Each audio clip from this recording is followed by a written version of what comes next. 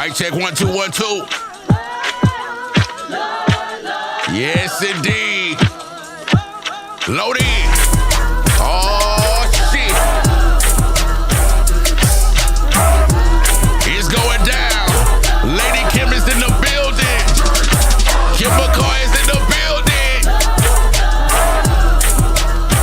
Instagram load in.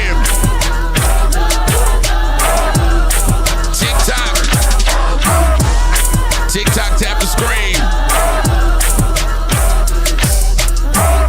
It's going down the major way. YouTube, share the stream. TikTok, share the stream. Twitch, share the stream. Facebook, share the stream. She's here, goddammit.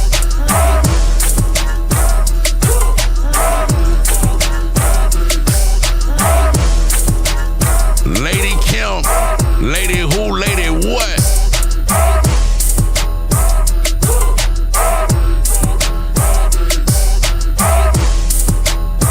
Let's go. Let's go. Instagram. This nigga Smoke stay calling during the stream, man. Shout out to Smoke. Load in. Lady Kim is in the building. Kim McCoy is in the building. What up, Big Chief? What up, Cole Baby? Rich Marley, what up? Are y'all ready? Are y'all ready?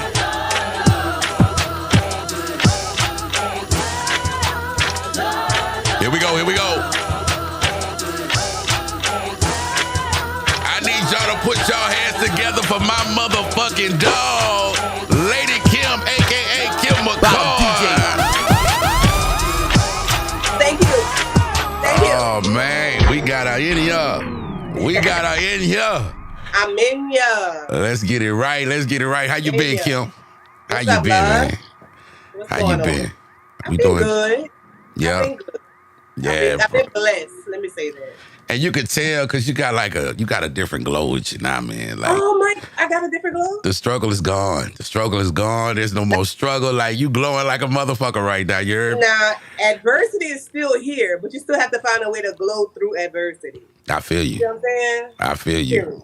Okay, but yeah, You winning right now, man. I'm so proud of what you've been doing, and you done figured out this internet shit. You done figured out, because I feel like this the future. Like, anybody that's our age ain't trying to fuck with the internet, man. You're gonna get left behind, because this is where it's at. This is where it's this is where it's going. Man, where do we start? Do your shout out real quick before we you know what I'm saying? Got my nice smile. Dr. Anastasia Simeon with the tooth booth. Make sure y'all tap in with her. Mm-hmm. She do veneers. She got the composite. She do the crown. She do the porcelain. She do everything. She also get into Botox, ladies. She doing the fillers. She got the lip fillers going on. So shout out to Dr. Anastasia Simeon of the tooth booth, a black female, young female, happy black but clock that. You know what I'm saying? So make sure y'all tap in with her. I love her. She do real great work. That's what's up. And she's right here in Lafayette? Karen Crow, Louisiana. Karen Crow. Okay. Now, where you from, Kim? I'm from Lafayette, Louisiana. I'm from Truman. Okay. Poultry. They call it Truman Poultry, but I'm originally from Lafayette, Louisiana. I went to Alice Boucher, then I went to MP Moss Middle, and then the year before I went to high school, they zoned me from Northside to Karen Crow High. That's how I ended up at Karen Crow High. Okay. So boom, everybody think I'm from Karen Crow, but I'm not. I'm from Lafayette, but you had to go to Karen Crow. Before I made it to high school, they zoned us for Karen Crow High. That's how I'm not liking or whatever. So give us the origin story of the legend, because it's Kim McCoy. It's always been Kim McCoy, but your original artist name was Lady Kim. Lady Kim. Yeah. Talk to us about, just go through the journey. How does Kim McCoy turn into Lady Kim? Tell us how that. Lady Kim turned into Kim McCoy. Right. Well, now you're back. Now you're back. Yeah. Okay, so Lady Kim comes from. So right after high school, I went into radio. But before that, I was in a singing group. We did talent shows. I always was singing, was in the choir at church. I directed the choir at a young age while I was still in high school. That was under the direction of Roy Anthony and his brother. But they went on to New York one time. So I had to take over at like maybe 14. So I directed a choir at around 14. I worked the sound. We played African drums. Me and my sisters, we did a lot of things. We always sang together. And so anyway, after high school, there was KJCB. Shout out to Janelle Shagwell. She passed on. That's my cousin. That's 770 AM. It was an AM station. So anyway, I forget how I get there, but there was a chick named Tiffany from Rain. She had like the little theme thing. Her little theme song was like Tiffany. Every time she came on, like so this was when I was, coming out of high school. So she was there. I think she was the program director. And so I was like, man, I want to get a job. So I did get a job there. It was like midnight to 4 in the morning, like when nobody was really That was listening. my first shift. That was my first shift. Midnight to 4 in the morning. Yeah, everybody started there. But I was still bucked for my little job. I'm fresh out of high school. I'm like 18 years old, like I graduated in May. This is June, like the next, month or whatever. So I'm doing that midnight to 4. And over there I meet Vinny B. He gets out or whatever from, doing his little bid, Vinny. And so I never knew that until recently, but go ahead. I didn't know Vinny. Vinny was at the AM station, yeah. But I didn't know he did a bid. I didn't know that part. You gotta learn your Lafayette history. I mean, because by the time I get here, Vinny is already, doing middays and shit like that. So I don't know that of Vinny. I'm not, asking people Vinny bid, but I recently heard that. Working around with VI and them. So when Vinny finished his bid, he's at the AM station. So after a while, I see him there, we chit chat. Then next thing you know, I'm riding in the car. I'm listening to Q95. I hear Vinny on there. Yeah. Vinny, how the fuck? I called Vinny. I said, nigga, how the fuck you got on there? Yeah. And so he's like, hey, this, that, such and such, such and such. I said, well, let me do this. Let me do an intro for you. And so he's like, bet. So I did an intro for Vinny B. Okay. That's how all this shit started. I did his intro whenever he came on. It was to one of Sweet songs called, I think it was Call Me, something like that. So this is what, like 2001? Yes, gotta be. No, this gotta be maybe around 03. Maybe 02. 02, 03. Yeah, Sweet was heavy around that time. 2001. Yeah, when she had oops, there goes my stand up over my my. And so effortless. Look at that. So that was so once I did the intro for him, I go to a studio. They had a studio in Lafayette where everybody would go to, Damon Taylor. Everybody would go to the studio, and that's like, it was off of Ambassador. And so I think Dobie D was coming out, and somebody said, oh man, I like your intro to Vinny's stuff. That's that. So Dobie turned around, he's like, that was you? I said, yeah. So I'm like, I already knew who Dobie was. I already knew who he was. So I was already bucked. And so we chit-chat, and the PD came down, Mojo. Y'all remember Mojo? Mojo, man. When Mojo came down, Mojo was looking for a personality that could connect more with Louisiana. With Lafayette people, as far as the lingo and the language. You are definitely that. You've always been that, for real. Right. And so when I came on to Q95, Naoki trained me. And so I found myself sounding like Naoki because she was training me. You feel what I'm saying? So Mojo was like, let Naoki be Naoki. And you know what I'm saying? I brought you on so you could bring the Lafayette flavor to that. So from there on, I took off on radio and stuff like that. So while I'm doing radio, I'm still singing. I still got, but I'm not putting too much in it or whatever. Yeah. So where am I? So I leave the radio station like around 06 or whatever. Well, by 08, I was getting signed to Trill Entertainment. I was doing hooks for Lil Fat. And so, I was just doing hooks, but all the hooks was going to Lil Fat. And so he was coming up on the rise. And so, you know what I'm saying? I'm like, okay, I'm going to fuck with it. So, I did a couple of hooks for them. Man, this one hook, you remember the song, That's My Baby? That's my shit. Every time because you my dog, and I really fuck with the record. I'm like, man, that was like one of my favorite joints from him. And that was like his first single, wasn't it? That was the very first single. Yeah, killed that shit. They called me. I had been to the studio all day that day. You know what I'm saying? All day that day. Didn't make no money. Call was on E. You know what I'm saying? It was just over there. Them days. Yeah. Oh, yeah. Just over there waiting on the session. So anyway, I finished working on what I had to do, and so I was leaving the studio at about like maybe like 12 o'clock at night. And so halfway home, I get a call from Mel, and he's like, "Oh, we got the one, we got the one." I don't want to say, "Damn, I just left the studio. We don't have to wait till tomorrow." You know what I'm saying? I didn't do none of that. So I'm just like, "All right, cool. Send me the beat." So they sent me the beat, and I'm like, "Okay." They had "Fooling Around" as a sample. I forget who did "Fooling Around." I don't know. I forgot which R&B 90s group did it, but it was "Fooling Around." And so I heard the beat, so I'm like, cool. So I caught a U-turn on E, went all the way back to the studio, and that's how I came out with "That's My Baby." Wow. And so I sent them the record, I emailed it, I drove home by the grace of God. Yeah. I drove home, at this point it's like 3-4 o'clock in the morning. So I drove home by the grace of God, I made it. By the time I woke up the next morning. Changing faces, my bad. It was Changing Faces. Changing Faces, Fooling Around? Yeah. Coke bottle charges. Yeah. And "That's My Baby." Okay. That's what drew me to it, because I love 90s R&B. Yeah, and hell so that's what drew me to the track. And so I'm like, all right, cool. So, I had a little situationship going on at the moment. So that kind of went with, yeah. Help me write the hook real quick.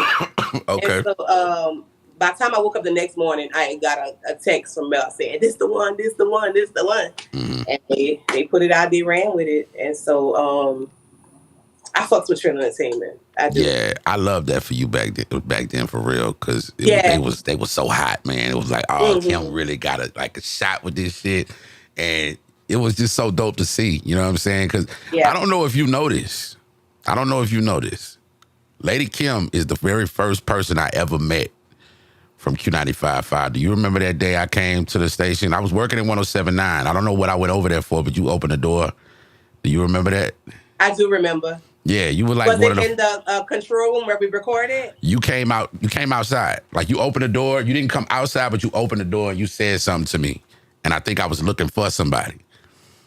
Oh, and wow. What did I say? I don't remember. I just remember seeing you, and you was like the very first person I ever met from Q95.5. I never met Dolby or none of that. And that's early on, because I got to Lafayette in like 2004. You did. You know what I'm saying? You did. I had to learn the ways of the city and shit like that, man. But I'm gonna tell you, it was one car ride. It was one car ride I remember. I gotta tell this story, bro. Somehow I'm gonna let you tell it while I sit back. Yeah, somehow me and Kim end up in the car together going to the Delta Grand, and I decide I'm gonna smoke some weed with Kim. I'm not really I'm not a weed guy, right? So I'm not really knowing, how hard Kim go, and this what, from Lafayette to Opelousas, that's what, a good 15 minutes? A good 20 piece. A good 20 minutes. So anybody that know me from the Delta Grand days, nigga, I'm bouncing off the walls. I'm all over the stage. You know what I'm saying, man? That little 15-minute car ride with Kim, dog. had my ass sitting down back there on that furniture Bobby had behind the booth all fucking night. What's wrong with Lex? He was with Kim. Kim smoked me under the motherfucking tank. I'm on stage. I turn around and look at you sitting down. I'm like, what's wrong with you? I was Remo that night. I was Don't Remo. Be a Remo. I was Remo Don't that be night. A Remo. Shout out to my boy Remo, bro. I was Shout stuck. out to Remy. Shout out to Remy. Remy had that. He had me high for that episode. Not when he was smoking.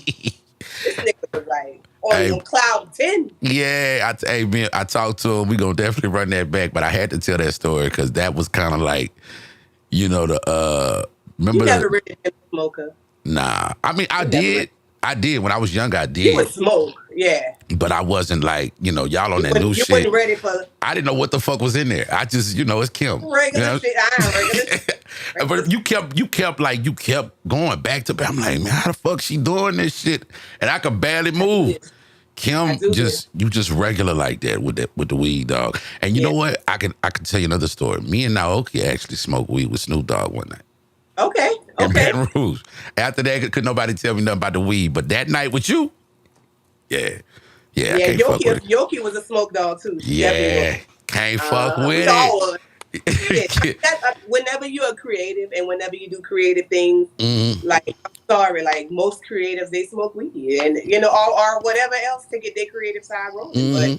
But This is Yeah. the, you know, they call it the gateway or whatever, but to me, it's just like another way for me to tap in. But I feel like you got a very special tolerance with that shit, because you could just go and be like functional, like you know Oh what I'm yeah, I saying? could definitely. Oh yeah, I could definitely be functioning. The only time I stopped, you know, I went do my own little bit. I went do a year in Texas. That's the only time I stopped smoking weed, when I had to do a year in prison.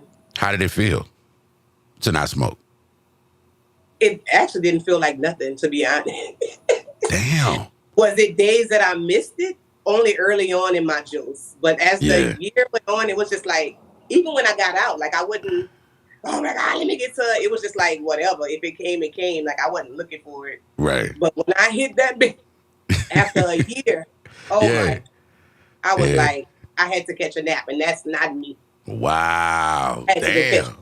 Mm-hmm. And it was Reggie?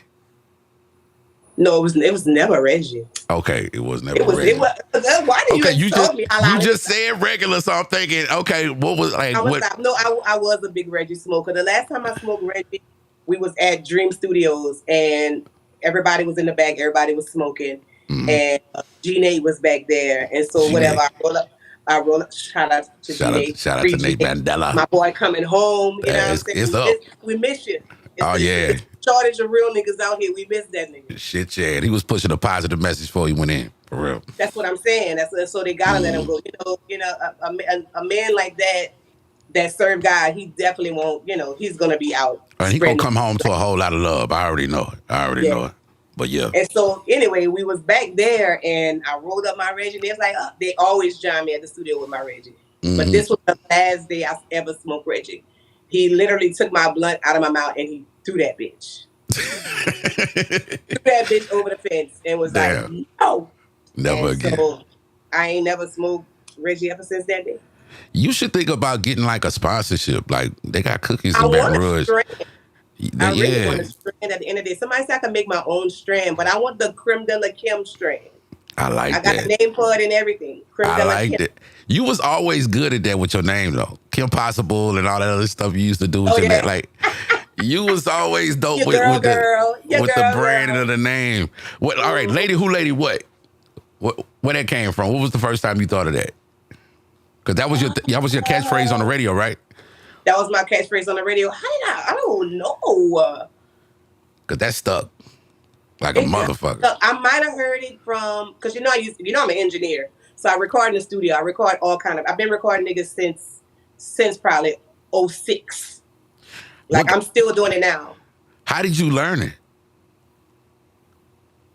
I used to live in Brobridge. I would go to Roy Anthony in the studio, and he would be like, "Yeah, oh yeah." Roy taught me everything. The best. Roy taught me how to record. He taught me how to write. He taught me how to perform. How to arrange, you know what I'm saying? And so, and then I just took what he taught me and created my own little blueprints and everything. But he definitely taught me and shaped and molded me into the type of artist that, Shout out to Roy, bro. Shout out to Roy, and that's my brother. Been knowing him for 30 plus years. So, so he would tell me, okay, press 3, press the space bar. Like he would be in the booth and I'll be recording. Go down to the next track. And he's like, go down to the next track. Like he would just, from the booth, he would scream to me what to do. And that's how I would record. And so when they would go out of town to do their gigs, I would slide in the studio and everything he taught me, I would just be doing it myself, but with my own music. I recorded my own first song. I made my own first beat. I used to make beats back in the day. What you use? I don't have the patience, I don't think, to make a beat now. Like, I don't know. What were you using then, though, I'm saying? Back then to make beats? We was using the ASR 10. Ooh, see, real producers know that ASR 10. So, I'm talking about from your Manny Freshes to your Kanye Wests. Like, a nigga say they got that, motherfucker buy that bitch off you right then and there. Because they don't make them no more. ASR 10. We even made the church buy one. The church even had one. You know what I'm saying? We got Nikki LaRose. We got Nikki LaRose in the chat. What's Shout out to Nikki LaRose out of Baton Rouge. Okay. In the building. So your first beat, was it good? Was it trash? It was pretty cool. It was real good. I actually redid Yearning for Your Love. Okay. My heart. Yearning for you. So I kind of redid that beat. And so I just played it instrument by instrument. I don't play.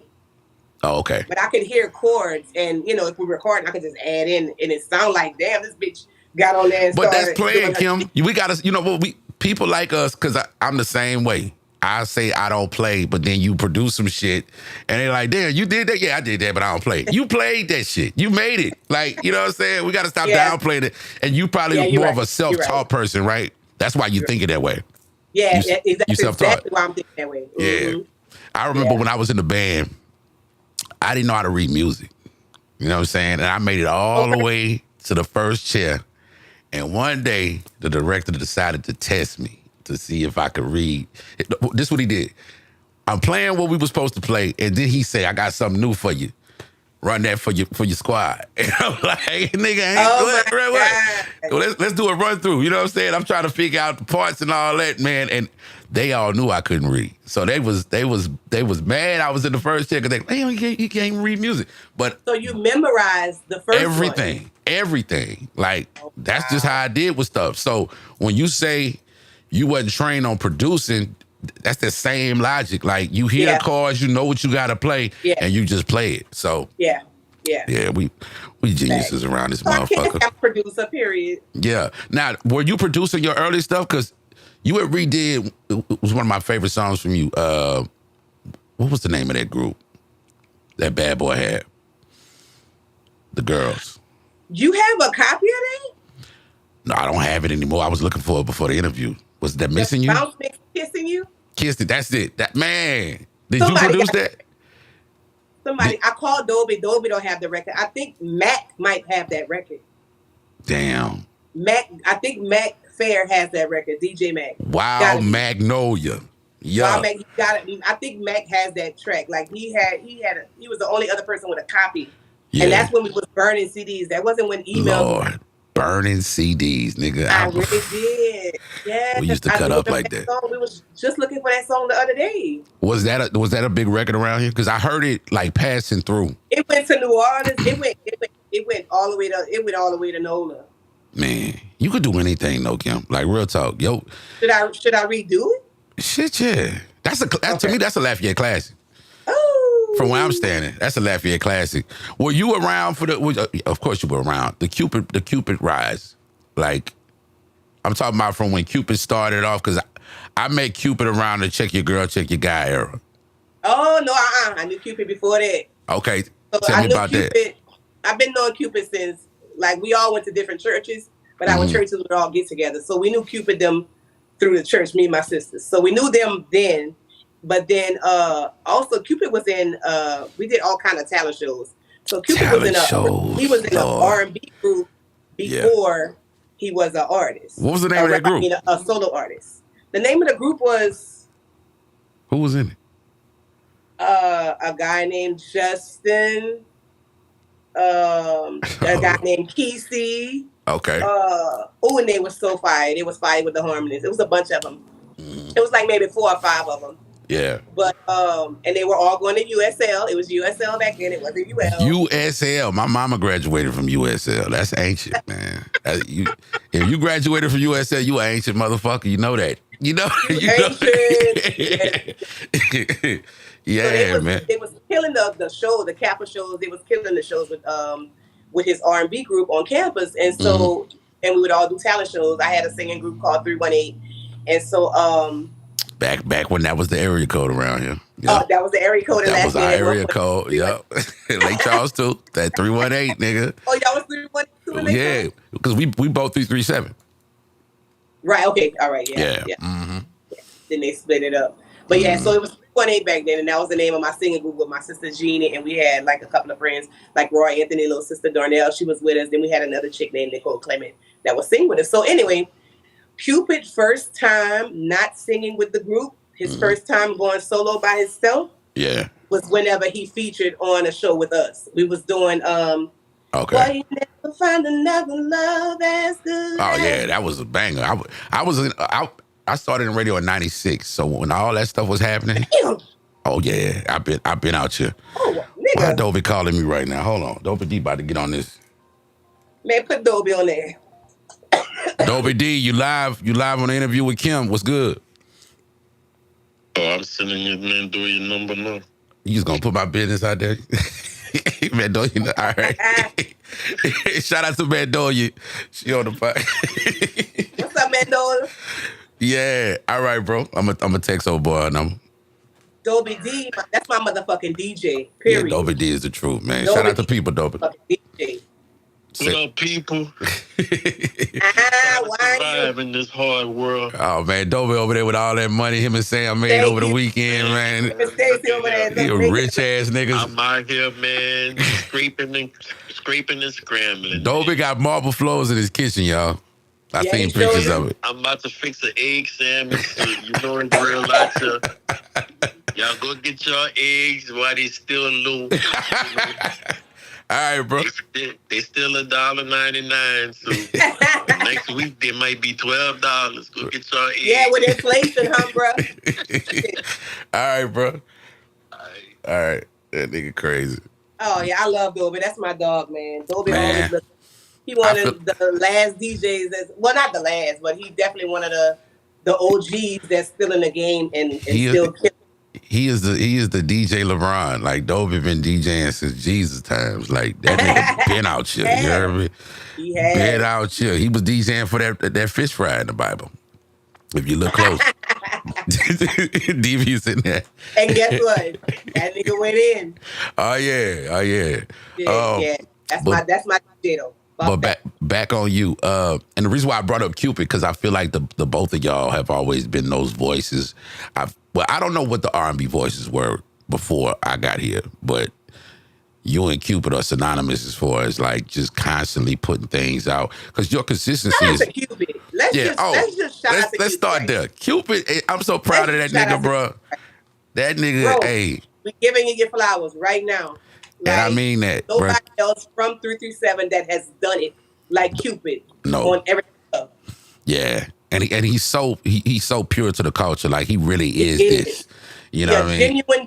Genuine, real cool. He ain't got a bad bone in his body, not an aggressive bone in his body. If you beefing with Cupid, bitch, you beefing with me because you know what I'm saying? Like he don't have an aggressive bone in his body, and he just he always trying to help. And I fuck with people. I've been fucking with people for a long time. Like that's my bro. Like and he has helped me in many ways. And so I want to just give Cupid his flowers. Congratulations on 100 million. 100 million. On Cupid Shuffle. I remember them days. I remember them days when Cupid was trying to figure this shit out. Like, you know, and that's for everybody like that was around at that time. Like, man, Cupid ain't never stopped. You never stop. Because I want to speak on your consistency of constantly putting things out. Even when it felt like it was up or down, you never stopped. You always had a fresh project. You always had a new song. And this is more for education purposes. Any artist that's watching right now, explain that grind and what it took to kind of just stay in that creative zone and stay on top of shit. Well, whenever, at the end of the day, when this is all you know, and you don't know nothing else, like, you know, now I do have moments where I decline, you know, where things start to decline, like in my personal life, financially, like I still had to learn how to still produce and still have motion even in my decline. And I really have some dark days, or had some dark days where I just, you know, I don't know what to do type stuff. You know what I'm saying? Like, I don't know what. Everybody saying, do this, do that. You can do this. Oh, you're so talented. Oh, you got it, Kim. Oh, man, congratulations. I'm like, congratulations on what? Right, because you're looking at your pockets and you're looking at your situation saying, it's not that. Where is that? Right.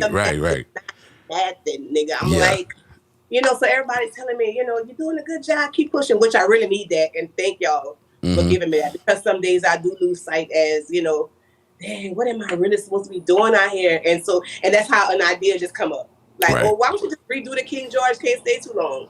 Right. You know, just out of nowhere. It's like some things come up. So you still go through that? You still go through that mental of what do they want? On my mama. This week. Yes. I be like totally confused. Don't know which direction. Now, this is me, y'all. A bitch that been doing it for a while. Yeah. You know what I'm saying? But I pray a lot. I meditate. I go walking a lot, but I'm definitely a spiritual person. I'm definitely in the church. So consistent prayer, and just me being in my corner. I don't like to be around a lot of people. I don't like to be around too much energy. Right. You know, and now I can smell energy coming from 1,000 miles away. Yeah, when you take that And I'm time. saying that because I physically lost my sense of smell 2 years ago, so I can't smell anything. And What? so I lost my smell 2 years ago. Yeah, so I Was literally that like COVID or something? it wasn't COVID because I had COVID in 21. And so Okay. I had a bad sinus infection in 23, and plus I was sleeping with my cat lit in the room with me in Atlanta, and so Okay. I think a mixture of that just kind of Damn, just took your. That's crazy. Okay, and it's but it just don't like affect taste or anything. You just can't smell. I can only taste salt and sweet. I can't taste like an onion or a strawberry but I could look at it and connect it to my skin And no. and my taste buds Right. and have an enjoyment moment. Yeah. Yeah. So I could only taste salt and sweet. So right now I'm doing a no meat fast. So it's easy to do it because I could only taste salt and sweet. That's what's So up. yeah. So just being resilient and persistent through whatever. I mean, y'all can go down my brand. I've been through some shit. Yeah. Oh, I know. But at the same time of me going through shit, you still see me smiling, you still see me performing, you still see me doing, little things on the internet to like, hey y'all, I see y'all, I know y'all fucking with me, but I'm trying to figure it out back here. But here's something while I'm figuring it out. And then the whole time, like while I'm pushing these things to just fill the crowd with something, like God is just building something, and I'm like, okay, whatever you're building, God, I'm ready for it. Like, I want to ask you about the swing out genre, because I mean I want us to be real in this conversation, because I've always said this about swing out. You got the right one. Johnny Taylor was like the how can I put it? He was the blueprint of what that Southern soul sound is today. You know what I'm saying? They used to call it that juke joint music, and back in the day, that's what that was. I mean, I feel like it's like a baby of blues a little bit. You know what I'm saying? Because you hear those guitars and things of that nature. But I find a lot in the genre that there are people in the genre who are not the best singers. It's almost like they come there because they couldn't make it in the. You know what I'm saying? Ooh. You have that voice that could do any genre you want. If you want to do Afrobeat, you could do it. If you want to do the melodic rap, you could do it. Like if I want to do opera, I could do it. Yeah. Do you where do you think your real success? You haven't seen it yet. The one that's gonna take you to the moon. Where do you feel you fit? Personally, what you feeling inside? What do you think is your thing? Because I always thought if Kim did swing out, she'd kill it. Like there's nobody that can fuck with her. And they've been trying to get me to do swing out. My only problem with swing out, and I'm gonna just call a spade, okay? Fuck this shit. Okay. Like my deal with swing out is not the music. It's the people. Okay. It's the artists. Okay. It's not a welcoming genre. It's not a friendly genre. Like everybody at odds with each other. But they'll, everybody be cordial and sweet. But like at the end of the day, it's like, who can hurry up and do the most shows? Who can hurry up and put out the most songs? Who can hurry up and they just pushing out, and not really pushing out any type of material, you know what I'm saying, that'll last. Like, oh shit. You just but it'd be crazy like how certain songs, because I remember when I first got here, I had to learn. Because back in Lake Charles, Zydeco, let me tell you something. In Lake Charles, when I was growing up, it was Boozoo Chavis. That was for the old people. Yeah. Right? It was that French shit. Frank. It was all that, you know what I'm saying? It was French and everything. They wasn't even really like, the way people cut up the Zydeco out here was not how it was happening back then. Because I was working at a radio station with Chris Hardwayne Daddy. Me, you know what I'm saying? When I tell you, I go all the way back, 96. Okay. His pops is there working with me. You know what I'm saying? And I would see Chris every now and then. So the sound was totally different. And then what Chris ended up doing, I'm like, oh, now had that shit been that back then? It was all high energy back then. It was high energy Zydeco back then. Kind of, but it was kind of like the Waltz shit too. Like you know what I'm saying? Like that. That Kate. You know what I'm saying? So it wasn't appealing to a nigga like me, a kid like me at that age. Like I'm not trying to hit it. And then the swing out. The station I worked at. I actually told Dobie this story the other day. I got fired for playing Take It Off, but I got to tell you what that station was playing. All right, that station was playing Johnny Taylor, Mel Waiters, you know, a few gospel records. You know what I'm saying? Like it was like an old school, kind of like what 104 is, but Okay, all right, okay. but a lot older. It wasn't playing too much like urban AC. You know what I'm saying? The urban AC shit would kind of come in. That was kind of like the cooler sounding stuff. But the majority of the stuff was very like, nigga, you fucking with this, you in your 40s and your 50s. You know what I'm saying? And I'm 14. You know what I'm saying? So it's like what, Al Green? They playing Al Green? Yeah, Al Green. And I'm talking about the new Al Green. I'm talking about the shit that never charted. Like this shit.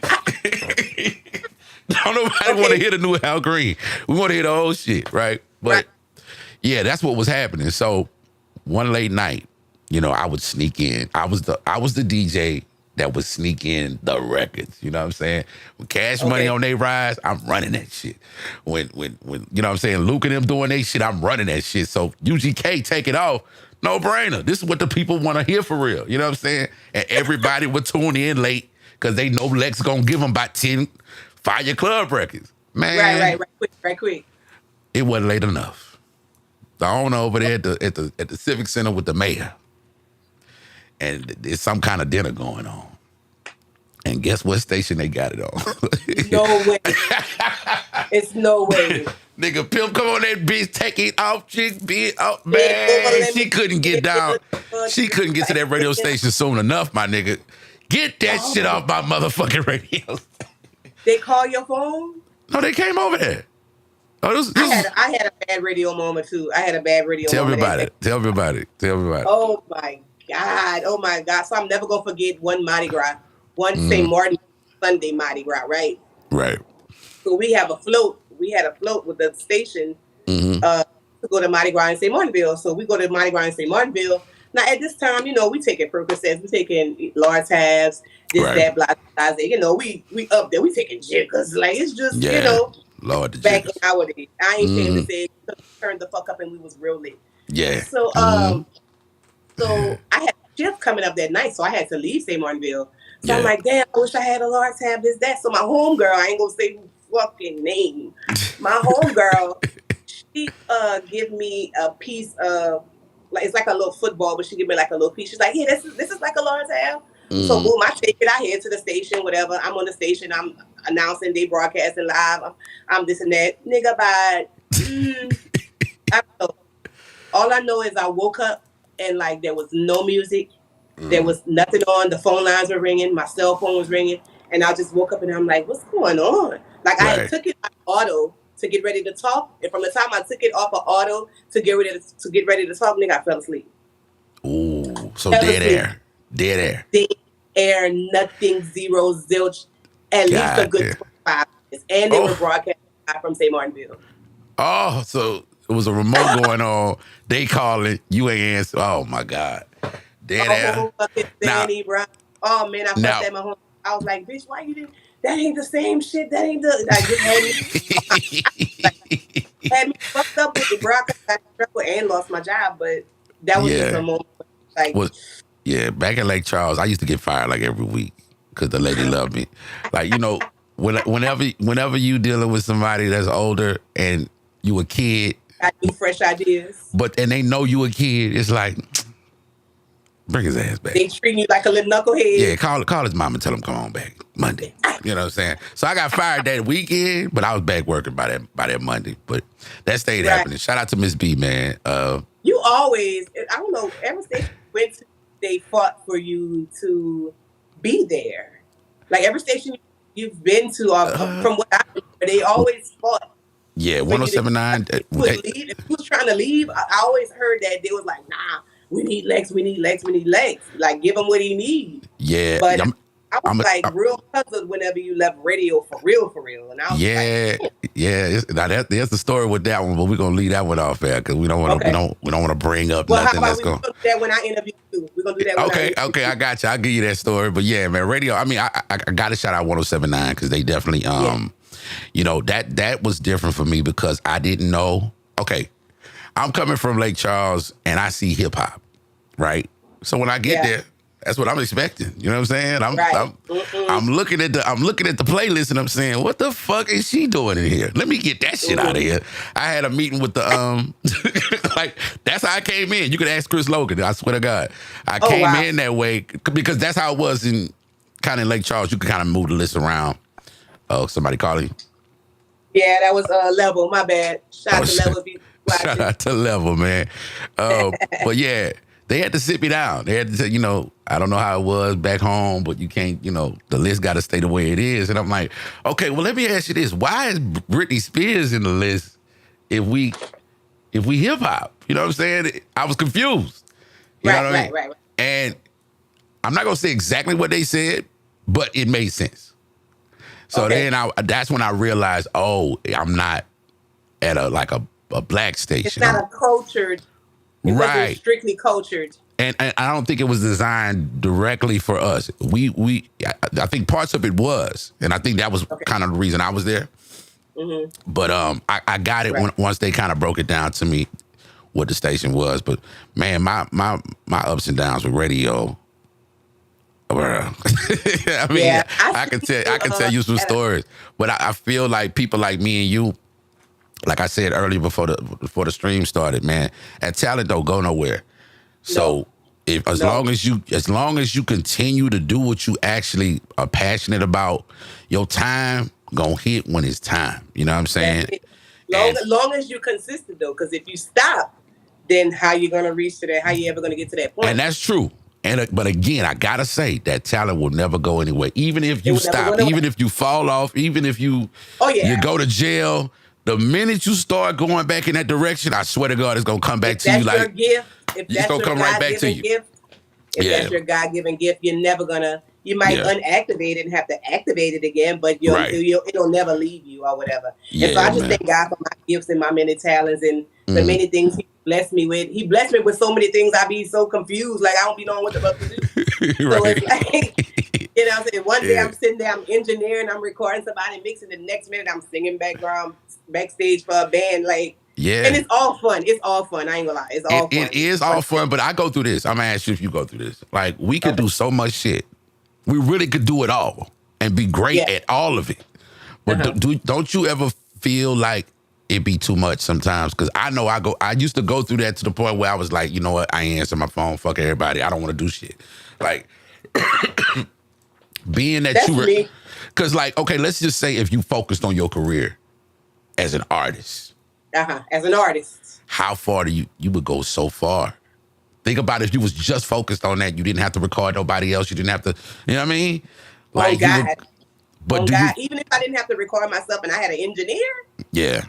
Bruh. Because, I got to record myself. I got to mix myself. I got to master myself. Like, sometimes I just want to get in there and don't have to do any of those things, but just create. But because I know how to do it, that's what I do. And so it does get to a point to where, I turn off my phone. I got like a little burner phone for my business. Like I'll turn that off and I, get my mental together, catch some rest or whatever. And I don't have it's like sorry, but not sorry. You know what I'm saying? Because I'm comfortable with everything. Like, because some people think because they got money, that I'm going to rip and run. You know what I'm saying? And I don't even think it's necessarily it don't even be about the money, bro. It's like your mental, like, it take a lot of brain power to do what the fuck we do. Because everything is different. Some days I don't feel like myself. Yeah. So how am I supposed to go out in the environment and I know I'm not feeling myself. I'm not feeling nothing. Like, fuck it. Yeah. So I do know how to step back, step aside, center myself. Right. Listen to probably Sarah Jakes or somebody. You know what I'm saying? Like, just I know how to come back to what I have to do. I don't venture off to the left too long or whatever. Right. Where people are like, damn, where Kim at? She ain't posted. She ain't. You know what I'm saying? I don't go that far. Sometimes I do though when I have to. Like, if I'm sick, Mm-hmm. Yeah. Let me make this announcement. I definitely don't let everything run me.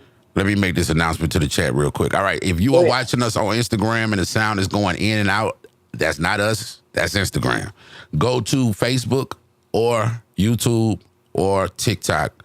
TikTok is Djlex.trillfm, just like it is on Instagram. Facebook is Lex Bradford or DJ Sexy Lex, the fan page. YouTube, DJ Sexy Lex, all right? So if the sound is tripping on Instagram, go to one of those to check it out. Y'all let me know. I'm about to check real quick. We're gonna keep professional around this motherfucker. Right. Let me see if that's what's going on. Go to one of those to check it out. Y'all let me know. I'm about to check. I don't know what's going on, y'all. Maybe it's y'all connection. Because I'm checking it. Right. And we rolling just fine. Shout out to Dabo the Grinder. Shout out to DJ Chapo.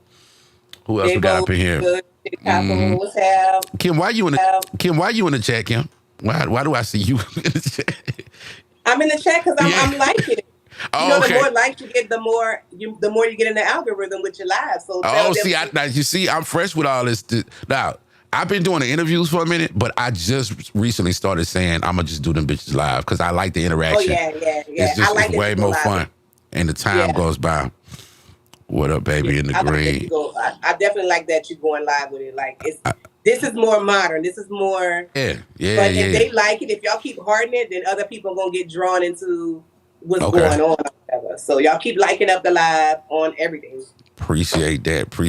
I don't know much about it, but I know a little thing or two about it. About social media. So I want you to tell me about the very first time and what it felt like, the experience of going viral. How did it feel? What was happening that day? When did I go viral?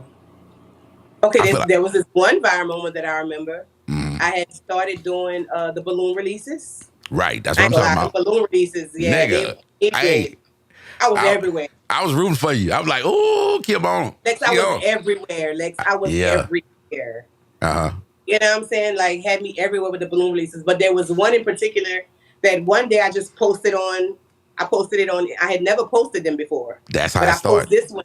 I posted this one on Facebook. On Instagram, and it went up, and I'm like, well, damn. So then I was like, let me post it on Facebook. Bruh, went crazy.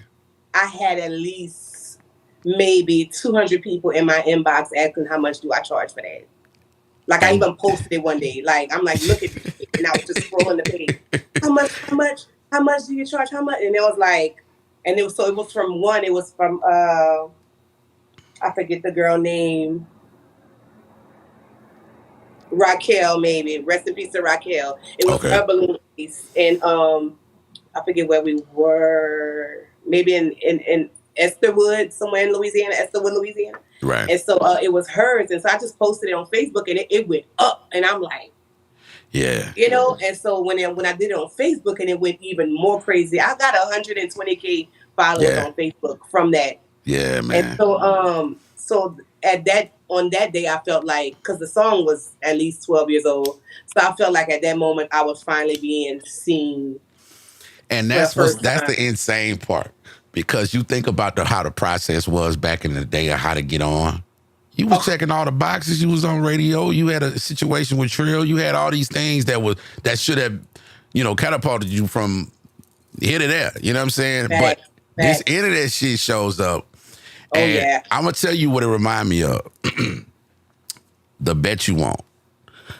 That record was at least 5 years old.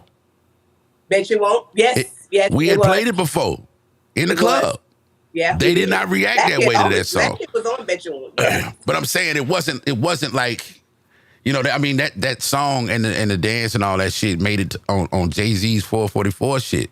Like, you know what I'm saying? Yep. Like, that's the part that, like, damn, why it didn't? But like timing, bro, timing.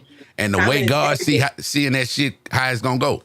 You can't make it happen. You know what I'm saying? No. You just gotta keep doing you. It's never in our timing. It's always in God's timing. But we just have to be in alignment to catch that. Right. You got to be the person to receive that shit. You got to be in alignment to catch that. You can't just be here and there. That's why you don't see me everywhere. You won't see me everywhere unless I have to be there. Right. I'm just don't be wandering aimlessly nowhere. Like, so, you got to stay in alignment in order to receive what's for you. And so I just be on a strict path. Right. Like, focused. Yeah. But let's talk about that record. You did that record back, you said 12 years ago. Or at that time, it was 12 years. I Miss You was in 08, so it's got to be at least about 14 years now. Mm-hmm. Yeah. And are you still receiving like everything from that record? I'm just starting to receive revenue from it because I had never whenever you sign, like people, let me see how I can say it, because I was never told to register anything myself, like I wouldn't like information about it. I never was told what to do. And so that was back in the day when we was just, I was just bucked to be affiliated and but I'll say this from that situation, that's my legacy. That song is my legacy. Right. You know what I'm saying? Forever and ever, the song is gonna forever be out there. You know what I'm saying? The song is like my kid. It's like I got a 13-year-old kid or whatever. That did That's good. my legacy. I miss you. And that if that's what I got from being with Trill, then thank God for that, and thank Trill for that. You feel what I'm saying? Right. And so the song is like 13 years old, and I really didn't. When I recorded the song, I was like, I recorded maybe 3 songs that day, and I'm like, y'all ain't got to put that one on my CD. I even told them, don't even put it on my CD. Right. Y'all ain't, because it was sad. It was about my grandmother, and so whenever they gave me the beat, I was like, bro, it sounded like some Mariah Carey. I ain't gonna lie, like some We Belong Together type. But you could do that. Huh? You could do that. I could, but I just wasn't the vibe I was in. But whenever you sign or you're dealing with people, like you gotta go with the sound that they need. They needed something for the movie, for Ghetto Stories, for the funeral scene. So when I heard that, I'm like, the only thing I hear on this beat is like maybe some inspiration or R.I.P. song, and they was like, yes, do an R.I.P. song. They was getting ready to put Ghetto Stories out. They had just finished recording it, so I didn't get the role in it because they had just finished recording it. Yeah. So it was like, we got somebody in the movie that gets shot and there's a funeral. So I took it back home. I took it. My homegirl Devin was staying. She was going to Southern Law. Devin, my nigga, Dev. Attorney, Dev at the court. Y'all make sure y'all holler at my girl Devin Malone Laverne, because she got married last year. All right, Dev. All right. Yeah, Devin is she worked at the prosecutor's office. So my nigga, man. Yeah. Yeah. Devin she was studying, law at that time. So I stayed at her house. And so I wrote the song, and I'm like, damn, man, I miss my grandmother. So I was crying a little bit. So the next day I went recording, and, I recorded, and I was just like, I recorded it, and that was it. Yeah. And so when it went to burn my song, I'm like, y'all have to burn that song on there. Man, I'm sitting at my grandmother's house, nigga. One Thanksgiving, I'm sitting at my grandmother's house, right? And so somebody was like, Kim,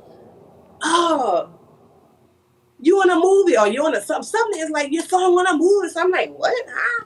So boom, we found out about Ghetto Stories. So and they had dropped the Trill All or Nothing album. It was like a compilation album. Yeah. And I think my song was like number 12 or whatever. So all that shit had dropped on a Thanksgiving. So I'm like, okay, cool. And so never really thought none of it. Maybe like 4 years into it, I'm like, let's put a video together. So we called Jimmy Z. Shout out to Jimmy Z. Jimmy Z charged me $150 for that I Miss You video with all the millions of streams on it. That video cost $150. Come on, man. So Jimmy Z, we shot it in the graveyard. My sister Gina was pregnant, so she played a role in it. And so the Jimmy Z video starts shooting up. Like, I mean, it gets to almost $500,000 real quick, but then all of a sudden it stopped. And so we're like, what the fuck, what happened? They pulled it off a little bit. They pulled it off for a little while. Well, Trill had uploaded it, and then they were getting all the, you know what I'm saying? Like, this shit. So it got collectively almost like 8 million streams on I Miss You. And so I backdoored and recreated the Memorial remix or whatever. So I can definitely see some more revenue from it or whatever. Through DistroKid. And, y'all can do that. Y'all, I don't know if people really know that they can cover a song and pay DistroKid $12 a year for the license for that song, but you get 100% royalties of your streams. So I redid I Miss You, and I get 100% of I Miss You, the Memorial remix. You know what? I think Taylor Swift did that shit. Yeah. And I think you can cover a song. I think it was outside the label. I think because she re-released something that she had put out before. Yeah. Smart bitch. She was a smart bitch. And I'm hearing a lot of good stuff about her. Like, she really for the artist type shit. Yeah. Like man. I've been hearing that a lot about her. Go ahead, Taylor. Go ahead, girl. Now, I want to know about the rapper, Lady Kim. You know what I'm saying? Lady who, lady what? Lady who, lady what, man? What made you want to rap? I just love rapping. And I only really rap because I could do it. Yeah. Like, That's the only reason why I rapped, because I could do it. And then a lot of niggas would be like, man, yo, rap hard. And I would be like, it's all right. Yeah. Like, to me, it's okay, you know? And so, but I would hear that from a lot of niggas. So they would get me on a lot of rap songs, and I was rapping on first. But then whenever the, how can I say it? I don't want to say whenever. It's like too many females started trying to. No, tell the truth. Just tell like, you what it started too many getting over. females started waking up in the morning and like, okay, I'm going to be a rapper. Like, too many people started swerving in that lane. And so one day, maybe about 4 or 5 years ago, I'm like, you know what? Mm-hmm. Let me stick to a lane where everybody can't swerve. Let me go back to singing. So I started putting out the little clips of me singing little cover songs on Instagram, which those be carrying me through and give me a lot of followers. Matter of fact, I'm about to drop a cover EP cover for cover songs. Supposed to be by Valentine's Day, but it's not gonna make it. Okay. Yeah. So but I mean, I'm sure it's gonna be dope, because anything you drop is dope. It's called the Kim Way.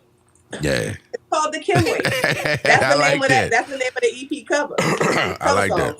Yeah. And so I got like 5 covers I redid, 5 covers I love. So I redid 5 covers. You know, I redid Money Long Made for Me last year. Mm-hmm.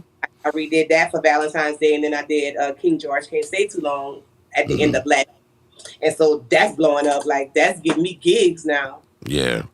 I think, what's that girl named? Coco Jones. That's how she started doing the covers online. Really? And somebody, I don't know who told me this so long ago, and it was like, you remember how Biggie would get on beats and redo these beats? But that's hip-hop. They were trying to make it do it with R&B.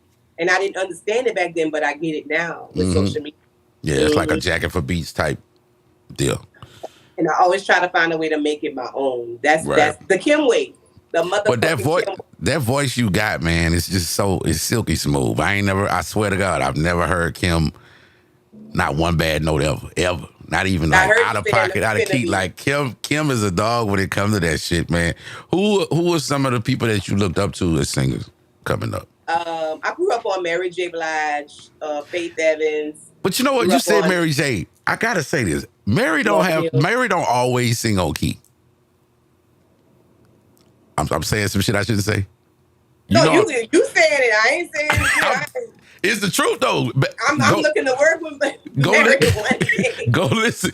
No. I'm not knocking her. No. I'm not knocking her. I think that's kind of like what makes her her. You know what I mean? It's like it's like a raw. I've seen her live a few times. And when she nailed it, You know what I'm saying? But I'm saying, I want to say, like, early on, I used to think that as a kid, like, why Mary? Her harmonies don't always be harmony. Like, they be there, but I don't know. If you go back and look, though, at some of them records, there were additional background vocalists in those records. Like, Faith Evans was one of the additional background. Kelly Price would sing background and do the harmonies. Yeah. If you go back and look at some of her old records, Kelly Price name is one of them things, and Faith Evans. So she wasn't carrying her harmonies, I don't think, in the beginning. Oh, okay. So you can tell the records where they wasn't on it, maybe. Okay. I fucking love Mary, man. I mean, I love everything about her though. Real talk, like Mary, like as she's getting older though, Mary J get flawless, my nigga. Like if you remember how Mary was like in the '90s, she was fine then, but like damn, she fine now. Mary eats down right now. My nigga, hey, killing it, right. Killing it right. Hey, what age? She like what? How old is she? I think she 87 or some shit. I heard she up there. You said 87? Something like that. It got a 7 in it. She's not no 87. It got a 7 in it. But yeah, she up there at age. Mary might be 57 or 56. But think about that shit. We was talking about that before. I about doing them like 53 years old, like. But them bitches in their 50s. Let's just say and they that. Fine as fuck. And what's crazy? They fine as the fuck. We was talking about this before the stream. What the hell what was going on when we was coming up? Because 57 ain't look like that. You know what I mean? I told you the story about Clyde Drexler. Clyde Drexler looked like he was in his 40s and 50s when he got the league. Like, you know what I'm saying? Like, this nigga was supposed to come out of college looking like this. Like, bro, what the fuck was going on back then and now? That's crazy. I'll be 44 in July, but I definitely don't feel like 44. You look like you're getting younger. Like I'm aging backwards? Yeah, straight up. I'm telling you, got a glow about you. I want to say I asked Smoke about that. And he say, man, she probably just happier now. I don't know. I say, man, Kim look, yeah, Kim over there, you know what I'm saying? Kim doing What her Smoke thing say? over I there. guess she happy. Yeah, I don't know, but we knew it was something because she was glowing like a motherfucker. And this was Yeah, right around the time. I'm really eating the right things, and you know what I'm saying. I don't Mm, really have too many soul ties with people. Like you know what I'm saying. Like I preserve my body. mm, You know what I'm saying. okay, So I be on preserve. You yeah, feel me? So I don't know. Maybe that got something. I drink a lot of water too, so I don't know. yeah, you looking I good know for though. sure I eat the right things now. Like I Okay. don't eat all them pork chops. I don't Oh eat pork. I man, don't eat fuck nothing. that. I'm hitting up Big Mama's chicken, nigga. Hey man, I can't eat no shit. green. And look, I was Mr. Healthy doing the vegan shit, man. I couldn't do it no more, bro. I Yeah, came oh out. no, I'ma still eat meat. Definitely gonna still eat meat, but Yeah. pause, pause. But Why pause for you? You don't eat what meat? eat meat? Kim, you don't eat meat over there? Hi, You don't be eating meat no more? I eat What? meat. Okay. I do eat meat. All right. You know I what I'm eat meat. asking. I'm insane, you nigga. Hell yeah. Okay. Go ahead, Kim. All right, Right. man. Okay. Where we going with your life now? What do I want to know with Kim? We talked about the Joes. What was that experience? What did you feel immediately when that happened? And you knew Whenever you I had to went go. to Joe's, Mm-hmm. I felt like I didn't have time for that. Right. I'ma just be Nobody do. honest with you. I'ma Nobody just be do. Yeah. Yeah. I'ma just be honest. Whenever the judge said 2 years, I'm like, I ain't got time to do 2 years. Like, Right. you know what I'm saying? Like, I swear to God, that's what I said. That was my comment when I said it. I was like, I ain't got no time for 2 years. This, that, blah, blah, blah. But it was nothing I could do. It So, was like, for the was it a first, plea? what you mean? It was a plea deal? Well, actually, the charge was from 2012. I got Okay. caught up with 36 pounds of marijuana in Oh Texas, my God. In Anahuac, same city where Pimp C was like, don't get caught up in Anahuac. Like, Oh, okay. got caught up in that city. And so that was in 2012. They gave me probation. Well, not too long after they gave me probation, my mama died. Oh man. And so at that point, I'm like, fuck probation, fuck this, fuck that. Like I was just on a whatever. So I was on a hide and duck chase with Texas because they would come to Louisiana Looking 5 in for the you. morning, banging on my door. Kimberly McCoy. I'll be like, oh shit. So I wouldn't say nothing, Yeah. you know. Being real still. Because my first instinct out of my sleep is to be like, who the fuck knocking on my fucking door? Yeah. Right. But some reason, the way to knock when it would be like, and I would hear Mm, Kimberly McCoy, and I'd be like, oh shit. So for about 3-4 years that we did this, me and mm, Texas. yeah. So one day I was going to Crowley to get a shrimp on a stick at this store by a bridge called Express 90. They got a shrimp on a stick, shit fire, man. Shit good. It's Mm, like big fried shrimp on a stick, with big fried onions, big fried that potatoes. fried food called you Yeah. out there. It's Uh-huh. so good. So I get into this turning lane, which is not a turning lane, but Mm, behind me was a cop. So the cop pulled me over, and usually whenever they would pull me over back then, I would just say my name is Christina McCoy. I don't have my ID. I would just use my little sister name. You feel what I'm saying? right. And so that day when she asked my name, I said Kimberly McCoy, and I just stopped. And she had her police camera on. Yeah. She had everything rolling, and I was just like, and she's like, what's your name? Kimberly McCoy. And so she left. She came back, like, well, I have to detain you. I said, for what? Like, I have Yeah. a from Texas, this, that, and I'm just like, bruh. And that was in Crowley. So they had So 30 you wasn't days. aware. You wasn't aware that was the. Oh, well, yeah, You I was running from it. okay. I was Okay. running So from it. you was But putting they on your didn't. acting skills. I For did. Like, what? Yeah. I'm Okay. like, I played it off like, and so she was just like, yeah, for Texas, we have a detain you, and they gotta come get you. So they had 30 days to come get me. Nigga, Damn. they came on the 29th day. So I spent 29 days In that motherfucking in parish. in Crowley jail. Was it Crowley jail? Oh, Yeah, Crowley jail. And damn. Crowley jail was on a 24-hour lockdown. It was like it was Mm, locked down. You only came out to eat and take a bath. So wow. that was my first 29 days. Now that's why I was detoxing off, the pain pills, Mm, detoxing off of weed, And Right. you know what I'm saying? Which only took, to be honest, if anybody's hooked on all that shit really only took a week to get out my system, bro. Mm-hmm. Like after a week I was straight. Like I was normal. I slept regular. Like it was like, you know what I'm saying? Bitch, You you felt like all you this shit again. for what? Yeah. Yeah. We Yeah. be scared to go through the detox, not knowing, Mm-hmm. what it's Right. gonna be. But after a week I was literally like back to myself. Man. And I had been on this shit. So anyway, so I went through that. So I feel like Crowley was like my introduction to, because I thought I was gonna go to Texas. They was gonna bring me to court, Mm-hmm. boom, give me a bond, send me back home, put me on probation. The judge said 2 fucking years, and I was like, I ain't got 2 fucking years. Dog. You felt like Martin and Eddie. Life, nigga. You said 2 years. I was like, what? Yeah. Yeah. You know, because I didn't want to take probation in the beginning. I wanted to take the time because they would have gave me like maybe a few months to do. But Right. my lawyer or my court appointed whatever attorney was like, nah, just take the probation and this, that. But, I was How long you would have coerced. been on probation? Huh? How long would you have been on probation? I think probation would have been probably like maybe 2 years. It was like 2 or 3 years. And you ain't want to take that? But they would have been piss testing me. They would have been, And know you what I'm felt saying? you felt like you'd have went back to it if you was on probation. Anyway, I felt like I would have fucked that up. Yeah, I really feel like That'd be that struggle, bro.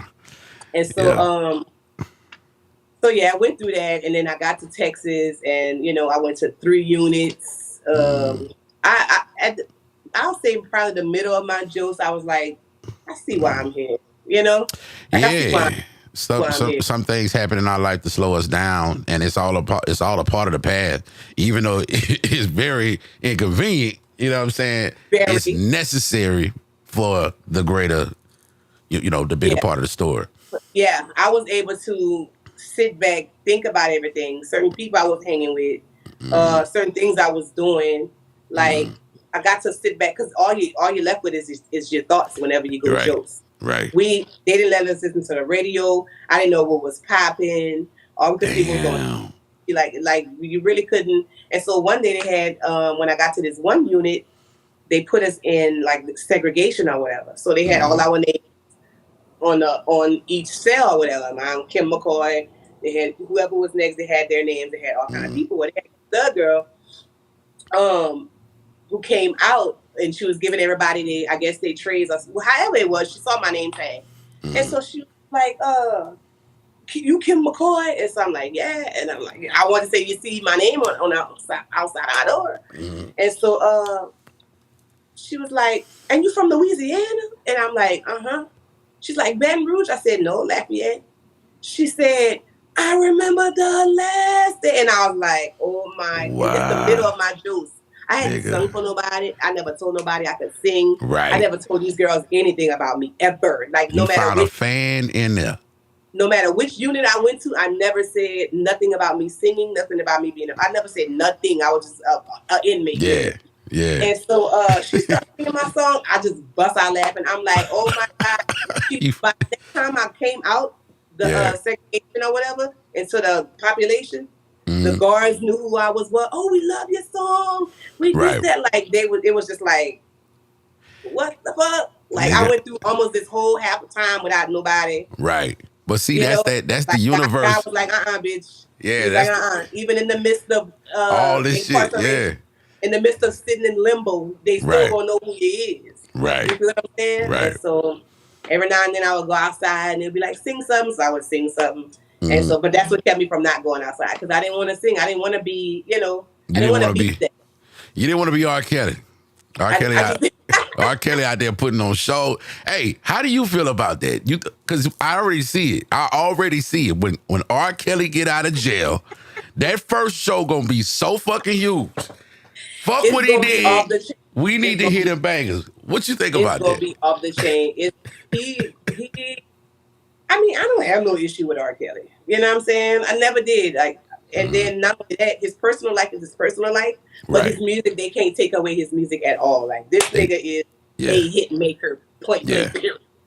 Like, and that's just what it is. Like, it's gonna be so crazy to see because the ones that want to cancel him and all these things. Look, y'all got y'all way he doing his time. You talking about R. Kelly? You talking about R. Kelly first show? Let's talk about Young Boy first show. Oh man, I hope. Look, bro, I hope this for him. Real talk. I want YB to come out, man. I'm talking about so focused on being great. Just so focused on being great with this music shit, and just stay down that path, man. I'm gonna be real. Anybody else making that type of music, living that type of life, ain't supposed to make it. That's just. It's like no label is gonna take the risk and do all these. Like this dude made it his way. Like, his way. Nobody told him what to do, what not. Like he did it his way and still connected with today's generation. The whole fucking mass of people. Like in a way to where you see the young dudes dressing like him, they got their hair like him, whatever hairstyle he rocking, they rocking. You know what I'm saying? They even walking pigeon-toed and shit. All that, like, it's like, you know what I'm saying? The belt buckles, the big belt buckles, all that shit. Like, man, I wonder if he knows. I mean, I know he knows, but I wonder if he truly knows, like, the weight of it all. Like, it ain't just a few. It's the country. I think he do know. I think he do know the power that he has. When I met him, I definitely reassured him of that. You know what I'm saying? And man, this dude was a cool ass dude, bro. Like for real, like. Yeah, you met him. I forgot that. You went out there to talk about that. Yeah, I went out last February. I came from Indianapolis, and when I came from Indianapolis, I got a call from Mel from Trilling.fm. But the next day, he's like, "Hey, they want you to come up to Salt Lake City." So I'm thinking we finna go up there, and I know they had an Airbnb, or it was getting an Airbnb. So I'm thinking we going up there to just push some hooks out to YB or whatever, like get out on those spots, create, cook up, this, that. No, YB had a song specifically for me to get on. Wow. So, yeah, and I was just like, wait, what? When I get there, I'm like, wait. And so Mickey Guns was there, and he's like, yeah, boy, been calling to see if you made it all day. And so I'm like, damn, and I'm like, are you serious? So apparently, Young Boy was a big Lil Fat fan. Like, oh yeah, that one of my interviews. Fat was YB. Like to YB's generation coming up, Fat was the YB of that era. Yeah, I heard that. Yeah. Yes. But go ahead. And so in one of my interviews with Change of Plans, I said, Young Boy kind of remind me how Lil Fat was gonna be. And so around that time, I get a call from a guy named Cheese on my Instagram. I got a missed video, like two missed video calls, and I'm like, who the fuck is this? This, that. So this was like 1:00 in the afternoon when they tried to call. I didn't see it till 1 a.m. Right. So I'm like, who's this? So I go to his page and I'm like, so I'm calling back. This is Young Boy's engineer. So apparently they were calling me. They was trying to call. This was in 2002. Talking about the guy with the long hair? Yeah. Okay, he's in the band. I think he's in the band. Yeah, okay. And so I'm calling back. Hey, I didn't catch y'all call. Like, I'm trying to I'm everything, bro. Like, not nobody hit me back. And then it's the dude's birthday. So I'm like, happy birthday. Like, trying to happy birthday. Nigga, what's up with that session? Yeah, I feel you. So, bro, like 2 years go by, like, what were they calling for? Right. Like, what the fuck? Like I was just puzzled. Like, was like, man, what the fuck? Did I lose the chance? So anyway, I get to go up there. So there's like, nah, you finna go up there. And so I'm like, damn. Yeah. So now I'm nervous. I thought I'm just coming to. No way. Cook up you nervous? Shit. You? I'm coming to cook up some shit, and we just email it, ship it, and whatever. Yeah. No, bitch, you going upgrade Digger Mountain. So I'm like, damn. So me and Mel, we get up there. We walking in. Let me paint the picture. We walking in. There's a pool full of snow, right? Okay. A pool full of snow. A little rock path where you walk into this back glass house where the studio was. And whenever we get past a certain branch, boom, this nigga sitting down with the headphones in front of the mic, like. And so I'm looking like, oh my God. You was fanned out a little bit. This nigga online. Right. You was fanned out a little bit. Yeah. Mel kind of laughing because I'm like, oh my God. like while we're walking, I'm like, this shit is fucking wild for me, bruh. Yeah. And so we get in there, and he comes to the door or whatever. He let us in. He had a few people in there, a few of his homeboys in there. And they had some guys that was doing camera work or whatever. They was getting ready to shoot a video in the middle of the night. And so And so he was knocking them out, knocking the songs out. But we get there and he give Mel a big hug and he rocking side. You know, I guess he's just glad to see some. It looked like he was just glad to see Louisiana people. Right, you know? right. Because he up there. Like, it's very beige up there. It's beige up there. Yeah. Oh, it's real. Oh yeah, real other side of the hand up there. Yeah. I ain't see not one black person in the airport. I swear to God, I ain't see not one black person. Lord Jesus. No. So my Uber driver, he was just like, I gave him the address, and he's like, you going to Young Boys? He was a Russian, and so I was just like, yeah. He's like, yeah, the only people who really kind of go that way, and they're black. Or whatever. Like, they're I like your little Russian accent. I like how you're killing it right now. Go ahead. Wow. Yeah. So he's like, yeah, the only people that usually go back there are and they're black. They're usually going up his way. I said, yeah, I'm going to do some music. Mm-hmm. And so he already knew where I was going. But That's what wild. I didn't know, it was nighttime. So what I didn't know is, nigga, the next morning when I woke up and I seen outside, and I was like, what the entire fuck?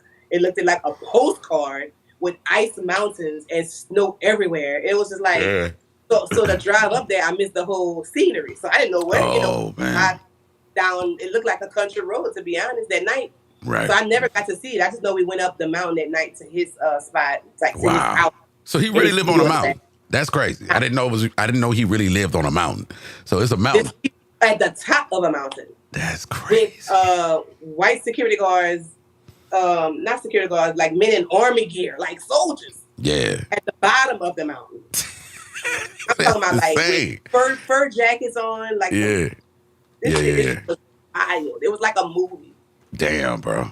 Damn. But I definitely enjoyed my time, and we definitely got to vibe. I did like probably about 4 songs with him. Mm-hmm. Like, but he would sing some shit, and I was just singing on the track the way he wanted me to sing, and then I would kind of add in, add the Kim way in it. Right. And so we got in like 4 or 5 of them, and it was just an experience. So I tapped Mel, and I'm like, "You think I can get some pictures for Instagram this day?" Blah, blah, blah. Mel was like, "Mm-mm." And so I'm like, "What's going on?" And so he was like, "Mm-mm." So apparently we all know he was on parole or whatever. Oh, okay. So apparently he had to get permission to go up there, and we was just up there. You know what I'm saying? Okay. I mean, I can say it now because he finna get out the day before my birthday, so. Oh, okay. I didn't know they had a he got a release date, July 27th, 2025. Oh, that's right. I posted the shit, man. It be so much shit going on. It be so much shit going on, my nigga. Hey, and you know what? I'm doing that while I'm doing my main gig. I'm in here producing and doing. I'm doing all this other shit, and it's like, oh, why be okay? Post, move on. You know what I'm saying? So yeah, bro.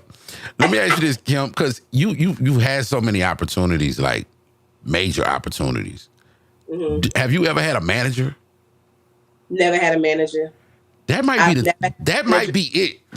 That might be what it is. Never had a team. I never had somebody to book for me. I never had somebody come up to me and be like, "Hey, I've never." And Mel them never offered. My mom says she's a Leo. Yes, she is, Mom. She's a Leo. I am a Leo. Who said that? My mama, she a Leo. Her and Sean birthday on the same day. Yeah. I just saw the message pop up. You got to know I'm a Leo. The Leos are in the building. The Leos in the chat, and they watching. You heard me? It's going down. Right. It's our birthday every day. Period. That's right. So you say you've never had any of that. Do you feel like that would have? I mean, I think you need that. I think because I feel like you're so I think you're so talented, and you're probably one of these people that the people that can really put you where you need to be don't know about you. You know what I'm saying? Right. You got people that do, but it's like that right person hadn't heard you and say, "Oh, I know just what to do." And then it's the name mix up because I always put everything out under Lady Kim, and once they put "I Miss You" out, it was under Kim McCoy, so it was like, "Oh, Kim McCoy got one song," and it's like, no, she really is Lady Kim, a whole nother artist. So that was kind of messed me up kind of too whenever the name was changed. And so I do have records out there. I really feel like I do need let's see, because I write, but I really do feel like I need somebody to come in and write me that one, like like Crazy was. You know how Crazy? I never wrote Crazy. Okay. But Young Na and Arlette, they wrote Crazy, but then they heard my voice on it, which I brought it to life, and we put it out for domestic violence awareness, and I did the video Picture Perfect Films, and in the video was the guy, Officer Nick Frank. I don't know if you've seen him. He kind of went viral in December at a Christmas parade. He took a picture with a little white girl. She was scared of cops. Oh, okay. And he kind of like made her feel welcome to cops, and his picture went everywhere, all over the place. I think I remember that, yeah. But he's the guy playing in the video or whatever. So Nick is the officer in Opelousas or whatever, but he do security work. And so that day I was like, man, I need somebody to play, you know, I needed a model. I needed an actor for my video, and I didn't even know who to ask, who to go to. I thought of Poke Steaky. You know what I'm saying? Oh, Lord. Shout out to Mr. Poke Steaky. I thought of Poke Steaky. Poke Steaky would have probably killed the role. Steaky, make you shaky. What do you be saying? I got to get him on here because I got to ask him some shit, man. He stays some shit online, bro. I'm going to have to bring him on. Let you get anybody on it. We going to see. Your shit jumping, bro. Your shit jumping. Yeah, we gonna see. We gonna have to get him on here. But Officer Nick came in and he murked that bitch. Like it's a part where he hit me behind the head in the beginning like that. Yeah. But it didn't have a camera in front. But if we would have had a camera in front of me, my face would have been like, yeah. Like I know the fuck this thing. Man, I want to talk to you about your sisters, bro. Cause all three of y'all sing, right? Is it three of y'all? How many is it? It's four of us. We have an older sister named Leah. Okay. And Leah don't sing. Leah, she be trying, but she don't sing. But she definitely was like an athlete, a volleyball player. She played baseball. She was more on the athletic side. But me, Christine, got the same daddy. Okay. And so, but we all got the same mama.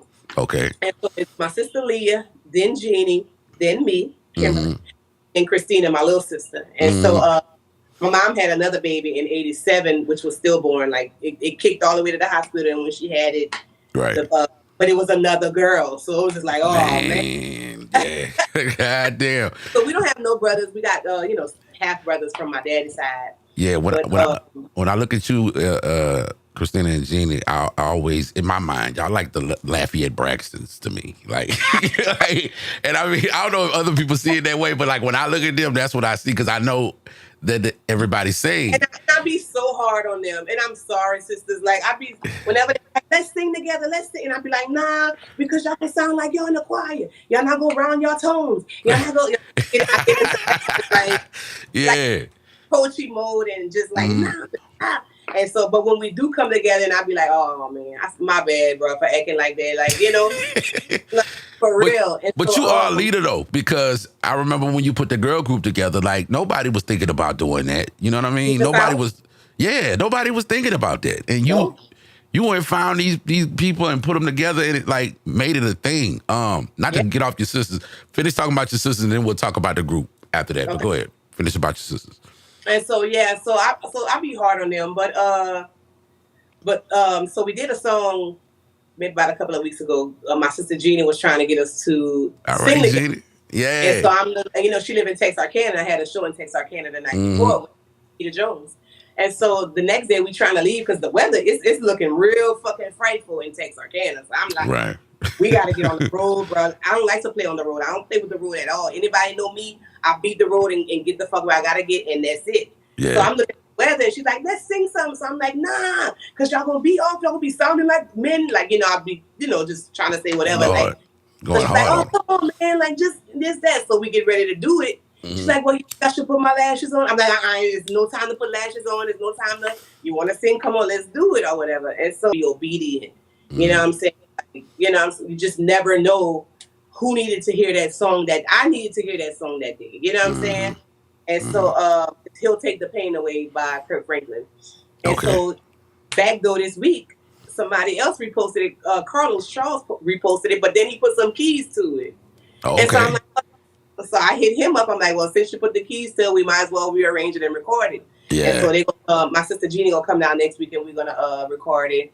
And shout out to Mr. Sid that just passed. Mr. Sid, man. From Truman, from El Citos. Yeah, so he passed. So Lil Nate called me about the funeral. So I'm going to sing to the funeral and I'm going to have my sisters sing harmony with me on Amazing Grace and stuff like that. So, yeah, that's going to be so dope, man.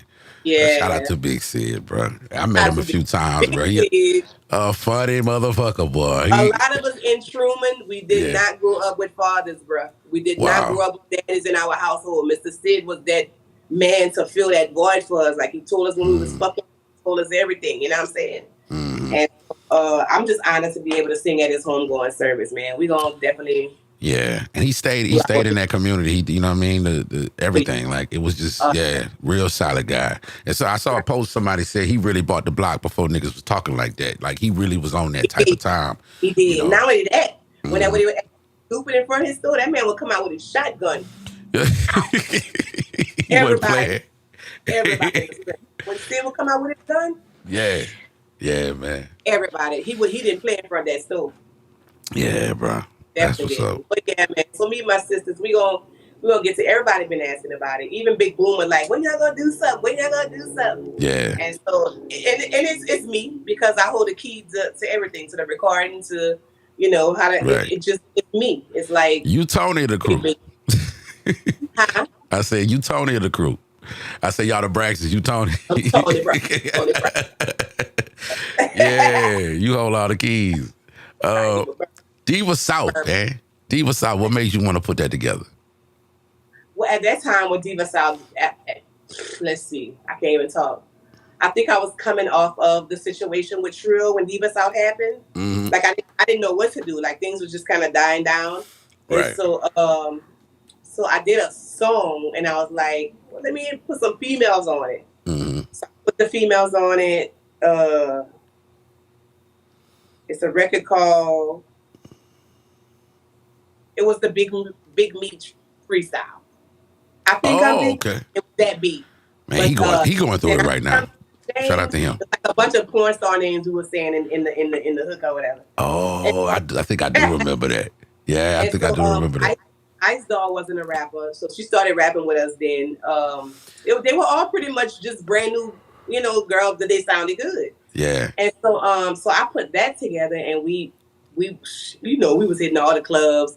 Yeah. We was throwing our album parties. And I know that was all coming from your mind because of how together it was. Like the way you move with that unit and the things that you put together for that whole situation, you really could have been an executive, real talk. Because you just knew what the fuck to do. I feel my career is gonna move into administrative side of this music. So even though I can sing, even though I can do the many things I can do, but I'm starting to feel like I'm being pulled more like managing or more. I don't know. It's just something I'm starting to get pulled to the administration side of things or whatever. Right. And so I don't know how I feel about it. And so, because whenever you're a manager, sometimes you got to babysit the artist, and you might have the patience for that. Yeah, Hey, I hear that. God didn't bless with no kids for a reason, so it's like, yeah, I don't have to babysit no grown ass person and tell them what to do. You know what I'm saying? Yeah, but okay, you record a lot of people. Who is somebody that you recorded that you feel like right now, like not back in the day, right now that you feel like everybody should pay attention to, like some real talent that has walked into your studio that you would shout out? Definitely my bro Slim Chance. Oh yeah, Slim. Man. Definitely my bro Slim Chance. Slim thought I wasn't paying attention to him. Yeah. And I seen him in Karma one night, and I walked up to him, and I just told him, I said, "Hey, bro, keep doing what you doing." And that nigga looked at me like, "Man, how the fuck you know who I am?" Like, cause I think he thought. Man, Lex only fuck with the jig music and the party shit. I fuck with lyrics. I fuck with niggas that really, you know what I'm saying? Like, I'll listen to that type of stuff. You know what I mean? But when you in the club and you doing your thing, what you gotta play and what you listen to is two totally different things. Totally different things. And the funny thing about me with the MCing, I used to tell people, like, I don't be knowing the words. I only know what you hear me say. So when you hear me on like a mix or some shit, and you hear me do it again, and you hear me say it the exact same way, that's the only parts I know. I swear to God. So I fuck with the music to a limit because it's like I gotta find my pocket. You feel me? I gotta find my pocket. Funny. But yeah, bro, shout out to Slim Chance. And I've been working with him, on the promotional side too, because I believe in him too. I believe that he's one of those, artists I say, the talent don't never go nowhere. We like a team. We like that talent don't never that talent don't never go nowhere. You be doing it for so long, and now you at a place where you super duper seasoned. You know how you gonna deliver this shit. You know what you coming with, and he's the perfect example. You the perfect example. I really feel like even right now, I feel like if the right person came along and guided you to do what you need to do, bro, Oh yeah, they I'm can't out. I'm fuck out with there. you, man. I'm And out I'm there. talking about this. Look, Kim live is a whole vibe. It is not Yeah. Yeah. like you can hear it recorded, but the live shit is on a whole nother level. I say that Y'all about got- Mr. Fat, man. Mr. Fat on stage demands your attention, even if you never heard the music. You know what I'm Yeah. saying? You could just see that shit. Yeah. You know what I'm saying? Facts. Yeah. So we're gonna put together me a live show. Never, Mr. Fat White. Mm-hmm. Gonna try to give me a show at the Acadiana Center of the Arts. Like I'm talking about with the band. Okay. Like just a night with Kim. You know what I'm saying? To see how do my shit from like the 70s, the 80s, the 90s, or even the Kimmy Kush. Whenever Kimmy Kush. when Yeah. 420 come around. You know what I'm saying? So Shit, yeah. 420 coming back around, and last 420 I dropped Kimmy Kush 2. I got Kimmy Kush 1 and Kimmy Kush 2. But Kimmy Kush 2 was more about. Kimmy Kush 1 was just weed songs that I had that I put together from back in the day or whatever. Yeah. Kimmy Kush 2, I really sat down and wrote that bitch. You feel what I'm saying? And not really wrote it, but I was really on mushrooms like for the whole project, like when I was writing that bitch. You fucking with the shrooms? Okay. Yeah, I'm definitely fucking with the shit. Yeah, that's spiritual shit. I've never tried it, but I hear a lot of good things about it though. Like, oh yeah, definitely. Yeah. You gotta set your intentions before you take anything. Before you take anything, set your intentions and make sure your intentions are good. Mm-hmm. And then you'll have, a nice little roll with yourself or whatever. But I definitely fuck with the shrooms. But for Kimmy Kush too, I was really on them. So like, and it's good for creativity, I heard. Really good for creativity. I didn't have to write anything down. Like I was just like, it was just there. Oh yeah, Eric. Because when you've been doing it for so long, bro, let's just keep it a beam, bro. Mm-hmm. Doing this shit for so long, bro, you start to lose motivation. You start to put self-doubt in, have self-doubt. Or, am I doing the right thing? To me, I don't know which lane to go in. That's what I was telling you earlier. It's so many, you could hit on every lane. You know what I'm saying? You can hit on every lane. Yeah. Right. And so my listeners, they love the Kim McCoy. They love to cry. They love to feel comfort from the song. So I don't know if I should I don't want to go that route, but it's looking like I'm going to have to take that route with a few more songs like that. Maybe not exactly like that, but like maybe some overcoming type. Yeah, Mary J. Blige is a great example, and I know we brought her up earlier, but she is a great example of people not wanting to hear no happy shit. They don't want to hear that shit. Like, what the fuck you talking about? Like they don't want to. Yeah, Summer Walker. Who besides Mary? What about Jasmine Sullivan? You a fan of jazz? I love Jasmine Sullivan. Yes. Oh, she's so cold, bro. Her vocal fucking range, dog. Like, I don't understand. It's fucking insane, now, dog. I could mimic some shit, but for me to come up with the shit she do, it ain't no way. Yeah, her runs are so unique. Ain't no way. I've heard like great singers do runs, but the way she do them is just like that's just silky smooth. Like you can't like butter. Yeah, straight up like butter, man. Like silk. What about male singers? Who you fucking with? Oh, I love Avery Wilson. I don't know if you ever seen him or heard him. Oh man, this dude here is Avery Wilson. Wait. Avery Wilson. Did he do backup for Erykah Badu? No, that's that Duran guy. Okay. Avery Wilson. Duran something. Oh, he's real good. Yeah. He's another one that runs. Yeah. He go hard. Yeah. But Avery Wilson is a good he's more like an familiar. Yeah. He's sung background for when Babyface did the Tiny Desk. He was one of the background singers singing Tevin Campbell. I don't know if you saw that. Okay. Did he run with Jamie Foxx for a little while? No, with Chris Brown. He sung background for Chris Brown before. I know that. Because I want to say Jermaine Dupri had an artist named Avery or something like that, didn't he? I think, yeah, he was out for a little while back in the Okay, day. maybe that's what I'm thinking about. Yeah, okay. They put something out on him. Yeah. All right. Okay. But he's more like an internet sensation right now. So he's phenomenal. And then I like Lucky Day. Lucky Day, yeah. Okay. I love Lucky Day. He's from New Orleans. I love his voice.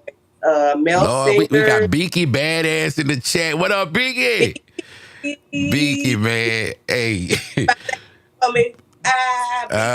Man, I met Beaky when I first moved to what apartment? Bridgeway apartment, bro. Beaky had her own shit. I'm like, what you doing here? What you like? That's my dog, man. Shout out to Beaky, bro. Cousin, man. Fuck with Yeah. But yeah, back plays no games. zero. Period. She wasn't playing them then. She wasn't playing them then when I met her. But yeah, man. Yeah. So male singers, you say Lucky Day and who else? I said Avery Wilson, Lucky Day. Who else?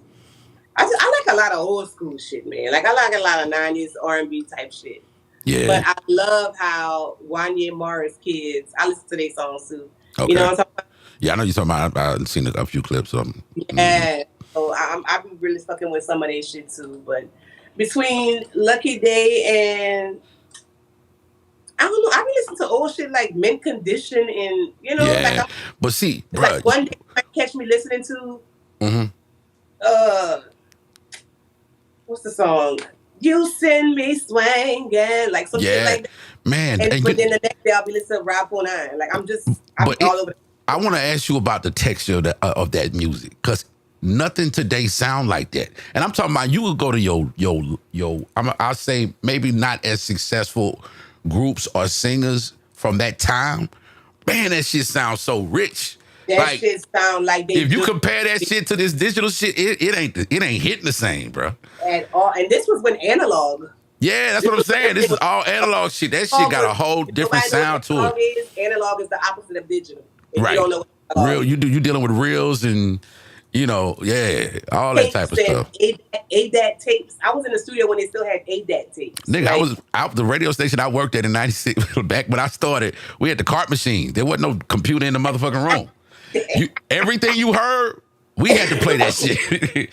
So if your shit was from this to that, nigga, you had to go get your shit. You had to get the CDs ready and get the cart machine. Cart that pushed in there. Yeah. So shit.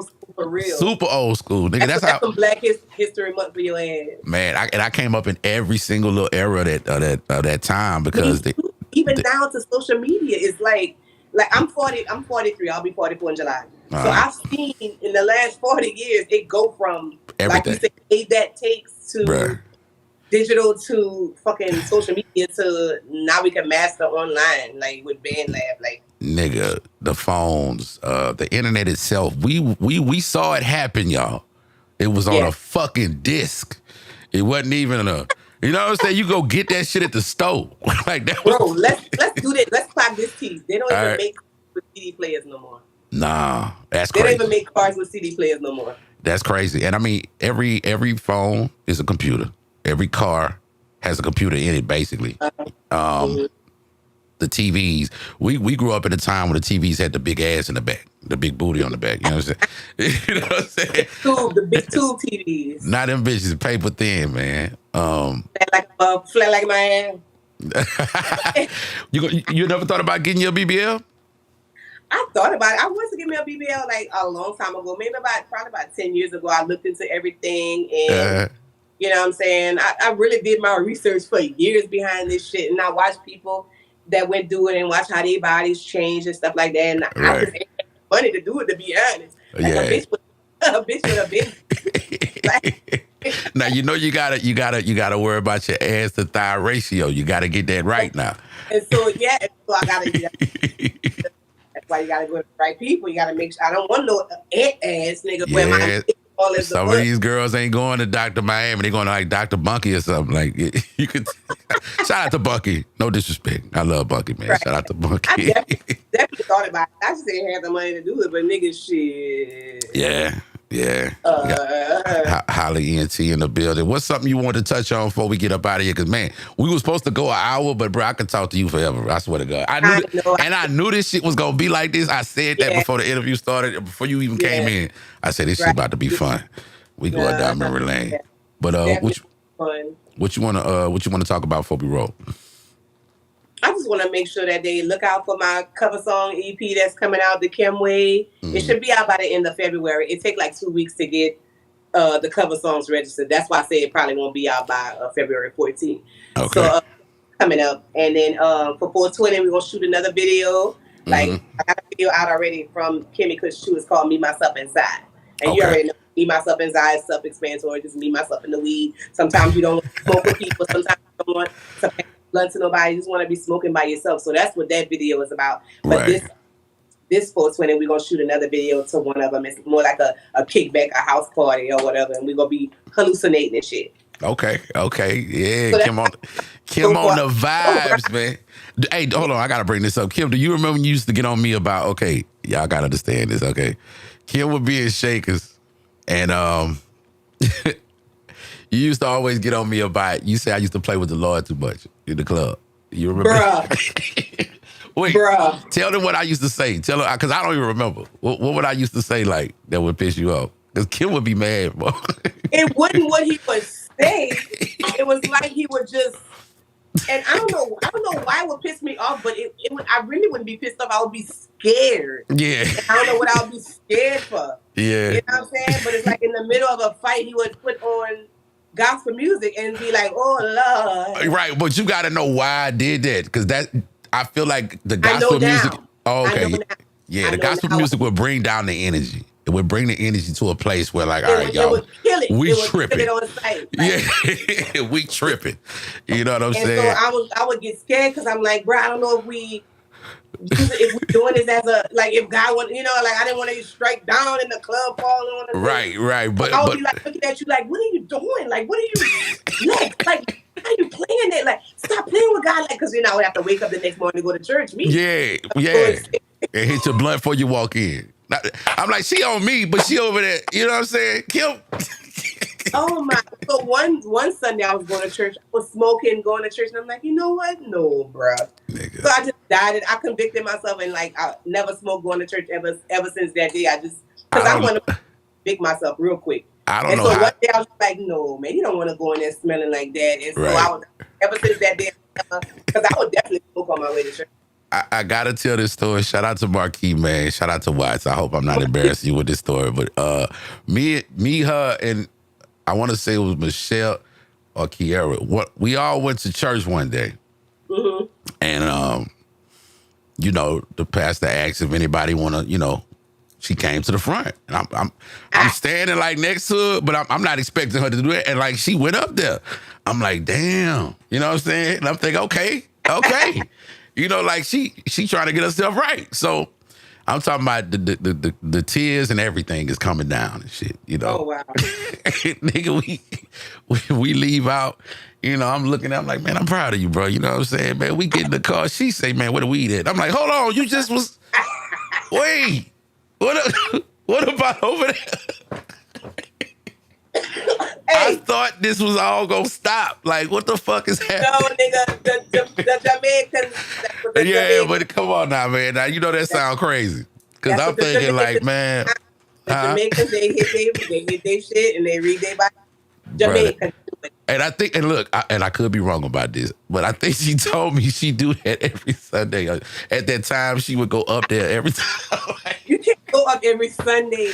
I think that's what she was doing at first. I don't know, No, but bro. Some people get altar call kind of mixed up because once you go to altar call, oh, okay. The it's point different. is not to keep going back. When I see the people go back a weekly renewal, I don't know, but you're supposed to like get delivered from that one. The way I was moving on the weekend, shit, I had to go. I probably would have had to go every Man, hey, don't what we did. I'm gonna get it right this time. No matter what we did on Saturday. Lord have mercy. Yeah, bro. We had times, man. Yeah, bro. You got me over here crying, laughing. I don't regret anything. I definitely don't regret anything.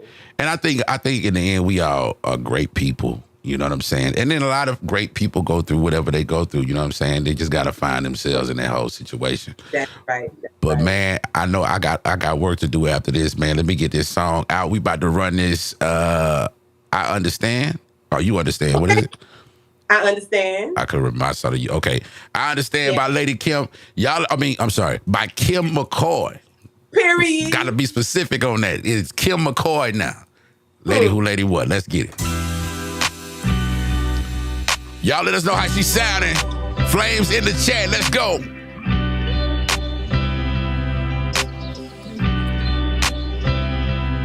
Let's go.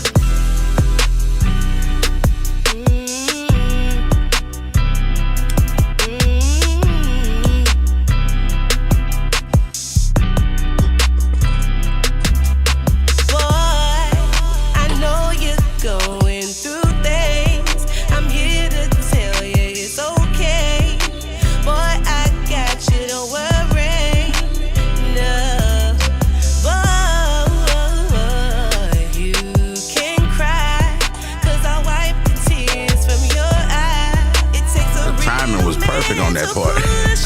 Oh yeah. Don't wipe a little tear right quick. Yeah.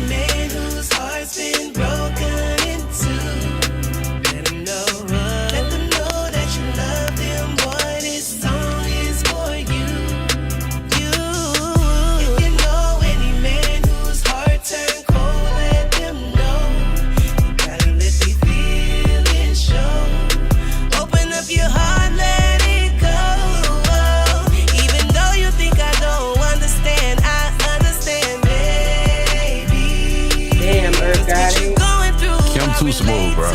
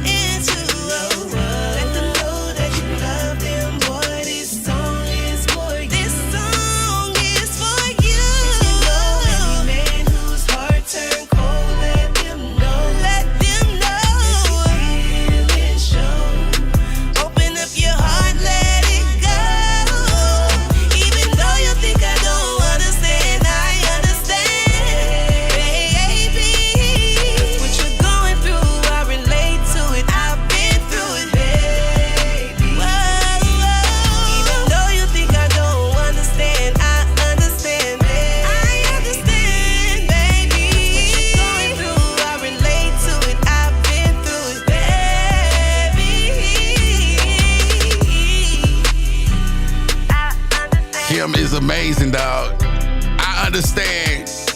That's for all the fellas, man. That's for all the fellas. I know y'all be going through things, you know what I'm saying? A lot of fellas be going through mental things. We always expect y'all to be the strong person, and we always don't expect, you know what I'm saying, men to go through things. And so a lot of men be mentally distraught and don't know how to properly expel it or whatever. So they buy a lot of things in, and a lot of things lie dormant. And so that song was really put out for Men's Mental Awareness Health Month. Like, I really that's what's up. Yeah, and so people didn't really catch on to it till a little bit later. But I did do a visual with Jungle Films at Dream Studios. I did Shout like out to Jungle Films, man. Yeah, You know that's my voice on this drop, huh? I know that's your voice. A lot of know your voice them anyway. youngsters, bro, they be surprised. But that's you. I said that's that's yeah. me. I know your voice anyway. Oh yeah. But I think they all think I just do. A lot of them just think I do this, or I do the mixes and shit like that. Yeah, man. All this back here is happening, man. Right. So you cut commercials for other places too? Oh man, I did. Let's see. I did something for 50 Cent comedy show in New Orleans for the Super Bowl. Oh wow. I mean, I'm always working. And look, it's always been that way, Kim. But like around 2019, 2020, I wasn't really making money with the DJing. And I was so involved in it. Like I was I really wanted that to be the thing. And it just wasn't. You know, I had that moment where you like. It wasn't elevating you. It was just keeping you where you were. And like you said, you got this big ass name and it's like, ain't no money there. Where's that? You know what I mean? And it wasn't until I bet on myself and cut off the thing that I felt like was the thing. Like I thought that was the meat and potatoes of what I needed in my career. And I went to this production shit and it took off. Oh, and this is before COVID. This is like a month before COVID, before they shut everything down. So it's like, damn, I almost ain't, you know what I'm saying? Because think about it, if I'd have still been trying to do that shit and then they shut everything down, like what the fuck am I do now? Yeah. Man, the voiceover shit, the production shit. Listen to what God, you was in alignment. Wherever you was at that moment, you was in alignment. I was tired. I was just tired. It was just and that's what surrender looked like. It looked like you're tired. It looked like That's what some like. You know what? I just give up. I surrender, Lord. Whatever you got for me, boom. Right. And so that's ooh, bro. And then through that path came the idea like, okay, what would radio look like if you just had to redo it? Like, I know what radio is on you know, to the rest of the world, but even that is kind of getting dated. It's kind of, you start to see the cracks in it. You know what I'm saying? And this internet shit was just like, man, I think I could, you know, because like, okay, funny story. Trill FM, the logo, well, not this logo, but the first logo, the fucking drops that you hear on the station and everything was made probably 8 years before I ever did this. Oh, wow. I hit up Pat Garrett and wrote some shit down, and Pat Garrett, you know, Pat do Q95, he the voice of Q95. Right, yeah. And Pat Garrett did those drops for me, and me and Matches decided to do the SoundCloud shit. And Matches was the one that was like, I think we need to record what be happening in the club. I was against it. And let me tell you, I was against it. I'm going to tell you why I was against it. Because I was a fan of James Brown, his early career. James Brown and that band was like, it was word of mouth. Like, you had to see them. You had to go, you know what I'm saying? So I didn't want to put that out there and then people not show up. But I'm not thinking. We put that Live from Shakers mix up, and you know, that bitch still ringing through the, like, you know what I mean? And as I took that break, all those mixes started going up because I wasn't in the club no more. All that shit started going up. God. That was genius. Yeah. That was genius. Just for you to even listen to Matches. Yeah. Because you could have been stuck in the OG ways, like right. But man, Matches, and he, you know, he younger than us. That mix is still playing. Yeah, he's younger than us, and I didn't expect. I mean, I knew people was a fan of like the way I MC and shit like that. But when I hear from like kids, youngsters, like, oh, we was raised on that, man. That was our, you know, like to this day. And I'm like, and they know all the ad libs and shit, and all, like that shit crazy to me. And that's all what you created. Yeah, and then I said, you know what, I'm gonna make an app. I'm gonna just make an app, and we'll see how it goes. You know what I'm saying? Yeah. Shit blew the fuck up, and it's like here we are now. Here we are now, and then okay, so what we doing now is kind of like, it was like a hit and miss thing. You know what I'm saying? I was doing the interviews, but I didn't quite know what I don't know. Everything. I was testing so much, because even if you look at my page, let's say you scroll down my page, and you go like maybe like 3 months ago, it's gonna look different than the way it looks now. I just kept testing things like, okay, well, I like these colors. Let me change the logo up, make it a little more modern. All right. You know, I'm always thinking and constantly thinking. So what's so crazy about what blew these interviews up was Crowley Red. Well, nobody seen Crowley, nobody heard, you know what I'm saying? And people are fans of that song. And I'm not... Okay, it was I-10 West. I-10 West wanted me on a song with Crowley to redo the Misfire Red, and that's what kicked off that interview. And you know, me and Crowley go way back. So that clip right there, me not even knowing what Crowley going through or dealing with or anything like that. Man, after that interview, bro, me and Crowley had the longest conversation just about life and shit like that. And he said just the response to the people kind of showed him that he really made a mark. And I'm like, Crowley, you've been spending all that time over there thinking you wasn't that, like. When I think of Crowley Red, I think of Crowley Red standing in front of Big Boys on one of the stores with buku CDs in his hand. Yeah, I'm talking about cashing out. I'm talking about cashing the fuck out, like people selling the fuck out of CDs. Yeah, man. That's what I think of Crowley Red. Like, this nigga was really grinding in Lafayette. Pure like, hustler. He's by hand. Yeah, man. By hand, outside the stores. Like, but he is definitely a pillar of... Yeah, he told that story. Culture of 337. Hell we had the conversation about the... Otherwise, like... Yeah. We had the conversation about the Misfire Red track, and he was like, man, you know, I got other records. Why they don't be playing other records? I say, you got to look at it like this. Nothing was wrong with the other records.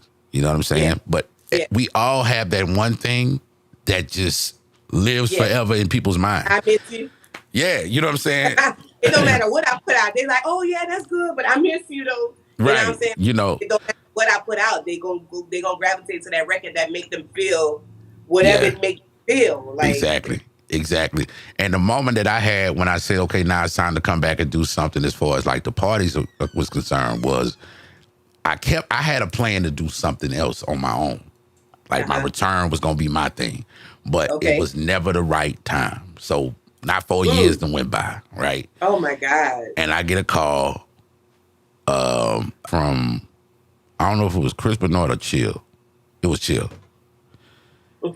And Chill was like, hey man, we about to do this Nightcast reunion, and everybody's saying, man, I ain't going. If Lex ain't gonna be there, it ain't gonna feel right. You know what I mean?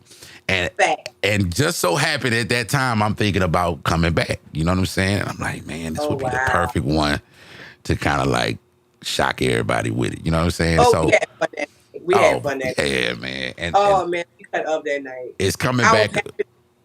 It was like deja vu seeing you in the club. I was like, bro, you can't get me to go out for nothing unless I'm performing. Like Come on, see it. I didn't even know that. I didn't even know that, man. Because in my mind, everybody's still doing them. Nowhere. I'm doing something. But to come out there, like, bro, this is the type of night that I want to come out and have. Like, man. Know, that I know, that I just know.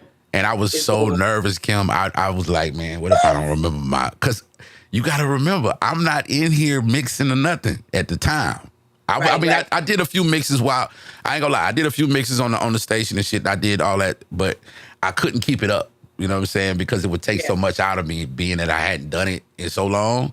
Yeah. And I'm all energy. I can't do it no other way. I can't hold back. I can't pace. I can't nothing. I gotta go hard from the beginning to the motherfucking end. You know what I'm saying? And I was just nervous, man. I'm like, man, what if I don't live up to what they expect? You know what I'm saying? And I swear to God, the minute I walked in that bitch, I swear to God, when I walk in that bitch, it came off me. And I'm like, all right, okay. Yeah, that nervousness came off me, man. And we doing another one March 3rd, the Monday before Mardi Gras. So me, Dobie, Chill back at Grant Street for part 2 of the Nightcast reunion. Yeah, so you're going to have to come out for that one. But before we go, because I told you I did another song with Mike B. I got to get your reaction. So this is called Kicking In, featuring me, Mike B, XO, and the surprises at the end. I don't think I ever played this version during the live. So y'all about to hear the official version. Here we go. That bitch kicking in, kicking in, kicking in. Them hoes at the door, motherfucker, let them in. For my life, girl, let me get behind. Jigging out her fucking body, man, she about to break her spine. That bitch kicking in, that bitch kicking in, that bitch kicking in, that bitch kicking in, that bitch kicking in, that bitch kicking in, that bitch kicking in, that bitch kicking in. Hold up.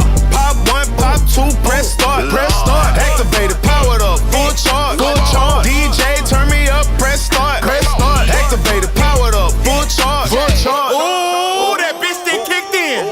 Ooh, I got that feeling. My thugs in this bitch, them drugs in this bitch. All that ass, I'm about to touch in this bitch. Higher than a kite, more like a flight, rolling like a bike, going hard all night. My nigga to the right, gotta keep me high, and I ain't got no tight, bad bitches, what I like.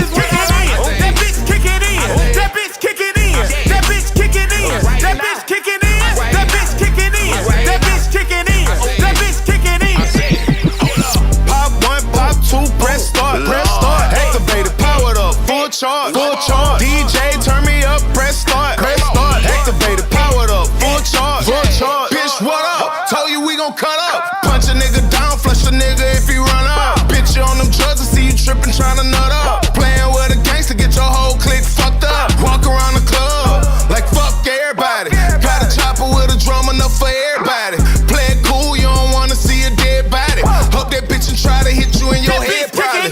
That bitch kicking in, that bitch kicking in, that bitch kicking in, that bitch kicking in, that bitch kicking in, that bitch kicking in, that bitch kicking in.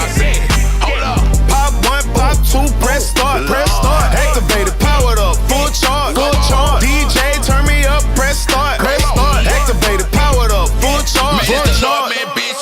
So what the fuck is up? Mike B going hard, nigga. We don't give a fuck. We gon' act and throw bad. Bitch, where they at? This for Odell, Lake Charles, and Lafayette. Baton Rouge, Opelousas, Alexandria here. Beat town, tear it down, even Grambling in here. Can't forget about the field. They got the fire pills and And if you're reppin' for that poop, then you know how it feels. Kicking in. Them hoes at the door, motherfucker, let them in. For my line, girl, let me get behind. Jigging out her fucking body, man, she bout to break her off. It's level, baby, my pill kicking in. Come on. I be full of drugs, I done threw me back again. I'm turned up to the max, I'm posted in the back. I'm looking for the pill, man, show me where he at. I'm with my nigga Mike B, haters don't like me. Get your ass bumped off for the right fee. But let me chill, before it get real. But in the meantime, let me throw me back a pill. That bitch kicking in. That bitch kicking in. That bitch kicking in. That bitch kicking in. That bitch kicking in. That bitch kicking in. That bitch kicking in. Hold up. Pop one, pop two, press start, press start. Activated, powered up, full charge, full charge. DJ, turn me up, press start, press start. Activated, powered up, full charge, full charge. I gotta know what you thought about my verse. I gotta hear that. Hold on. Let me get the music. Who wrote that? I wrote that. You a motherfucking like. I wrote that bitch. Look, I'm gonna tell you how it happened. Hard. Me and Mike had a show in Ville Platte. Uh-huh. And so I got you outside. Yeah, I've been doing shit. Yeah, we did a show in Ville Platte, and he performed. He played that song. I think he performed it, and it was just him and EXO on it at first. And I'm sitting back there. I'm like, nigga, let me send me some shit. I said I might fuck with it. Ooh, your Man, yeah, like I've been trying to get that shit out or something. So let me ask you, how you came up with the cadence? Because the cadence is killing. But you know what it is, Kim? I feel like it's all through the MCing. Because I always know how to, like, if you think back on like how I used to do shit, I always knew. Yeah. I'd be like, I ain't gonna lie, I'd be singing sometimes. You know what I'm saying? Yeah. But I knew. Some are classical. Like even if you're not on the song and we hear that song, right? And you know Lex finna say, "Oh Lord," like, right? We might yeah. That, you know, and, like yeah, man. Classic, like. But that tempo, the beat, everything, I just knew I wanted to. That pill kicking, that's hard. Yeah, that's hard. The video gonna be out soon. Yeah, and that's the main reason I want you to hear it, because I'm like, Kim gonna be like, man, Lex ain't write that shit. I wrote that shit. I'm like, who wrote that, nigga? And it was longer than that, because I didn't know they did 8 bars. Yeah, it's only 8 with Jigga beats. So when he performed it, I didn't listen to it good enough to know it was just 8 bars. So whenever he sent the beat and everything to me, you did a whole. Nigga, I did a whole 16. You know what I'm saying? Like, and nigga called me back. He was like, man, we don't do 16. You went off, but we can't. You know what I'm saying? Because he wanted the record to be under like 2 minutes or 3 minutes or some shit like that. Oh yeah. And I'm like, man, I don't want to take my verse, because it was parts. When you write shit, you want all your shit in there, but.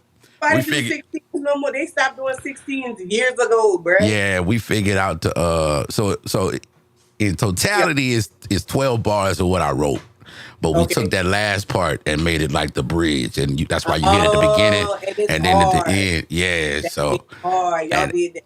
And when I played my full verse, because I'm hard headed, I wanted everybody to hear my shit. I played it in like during a live, and Level heard it and was like, nigga. Let me get on that bitch. I say, man, call Mike. Oh my God! So that's how Level got on it, because he heard he heard it on the live. You know what I'm saying? So I'll orchestrate that bitch perfectly. Yeah, man. And the timing couldn't be better, because I'm back doing shit. Yes. And I got this going on, so now it's just so many avenues to promote. And like I told him, like, however we go about pushing this record, every artist I'm gonna deal with as far as on promotional shit, I'm sending them through the same pipeline. Okay. You know what I'm saying? So it's like, yeah, it's perfect. It's perfect. It's perfect. Okay. All right, DJ Matches keep asking about the Lady Kim Frankie freestyle. I don't even know if I got that, Matches. Let me see. What are you talking about, Frankie freestyle? You don't remember doing that? You don't remember rapping to the Frankie? Was it called Ooh? I don't know. Ooh, yeah. Was it to the Frankie beat? Let me see. Ask Matches if that's the one. Hold on. Let me see. Matches. If you're still in the chat. Make that nigga. That's my girl calling. I think I do remember that song. Hey, let me call you back. We still live. I'm about to get off. Let's see. It was from a mixtape. I know it was from a mixtape. It had to be either after Diva South or around that time because you was putting them out. For the mixtape. Let me see, Lady Kim. Let's see what we. Let me see. Let me type in Frankie and see if it's. Nah, it ain't there. It's I don't think I have it. It's under like OUUU or some shit like that. OOOUU. Some shit Is like the that. Kim KIM or KYM? I think it's under Lady KYM. Okay. Ooh. Nah, I ain't got it. Dobie probably would have it because Dobie had everything. Dobie definitely got it. Dobie is the vault of Lafayette. He's the archive 337. But he don't have the Kissing You record, so y'all gonna have to ask. And look, I was looking for that motherfucker because I know I had it at one time. It was a brown hard drive. We just talked about that record, me and Dobie. You gotta go redo it. You gotta redo it, man.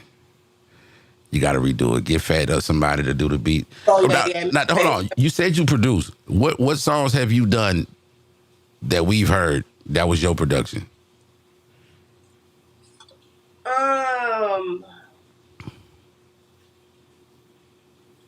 Oh my God. I don't know. You having a Remo moment. No, because sometimes I be forgetting that I've done the beat. So you know what I'm saying? Okay. I'll be like, damn, I actually did do that beat. Now Chip will come behind me and kind of clean up the beat. Do you remember that record? It was me, you, Wochi, Kuyon, Chamillionaire, and Dobie rapped on the song. You remember that? Because I wrote that verse too. Was it Making Moves? No, it was called Here I Am. It had the Boosie sample. I did the beat and everything. Where we recorded? I don't know.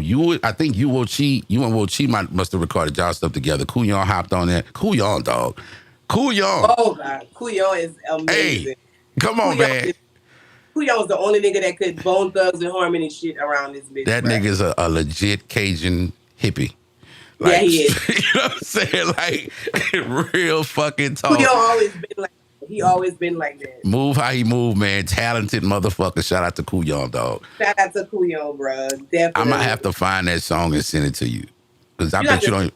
We used to do a lot of shit together, bro. Like, yeah. If social media was popping back then when we was doing shit, man, we would have been viral. What? Yeah, man. Fucking solidified, like. Yeah, bro. But shit. Well, let's get out of here.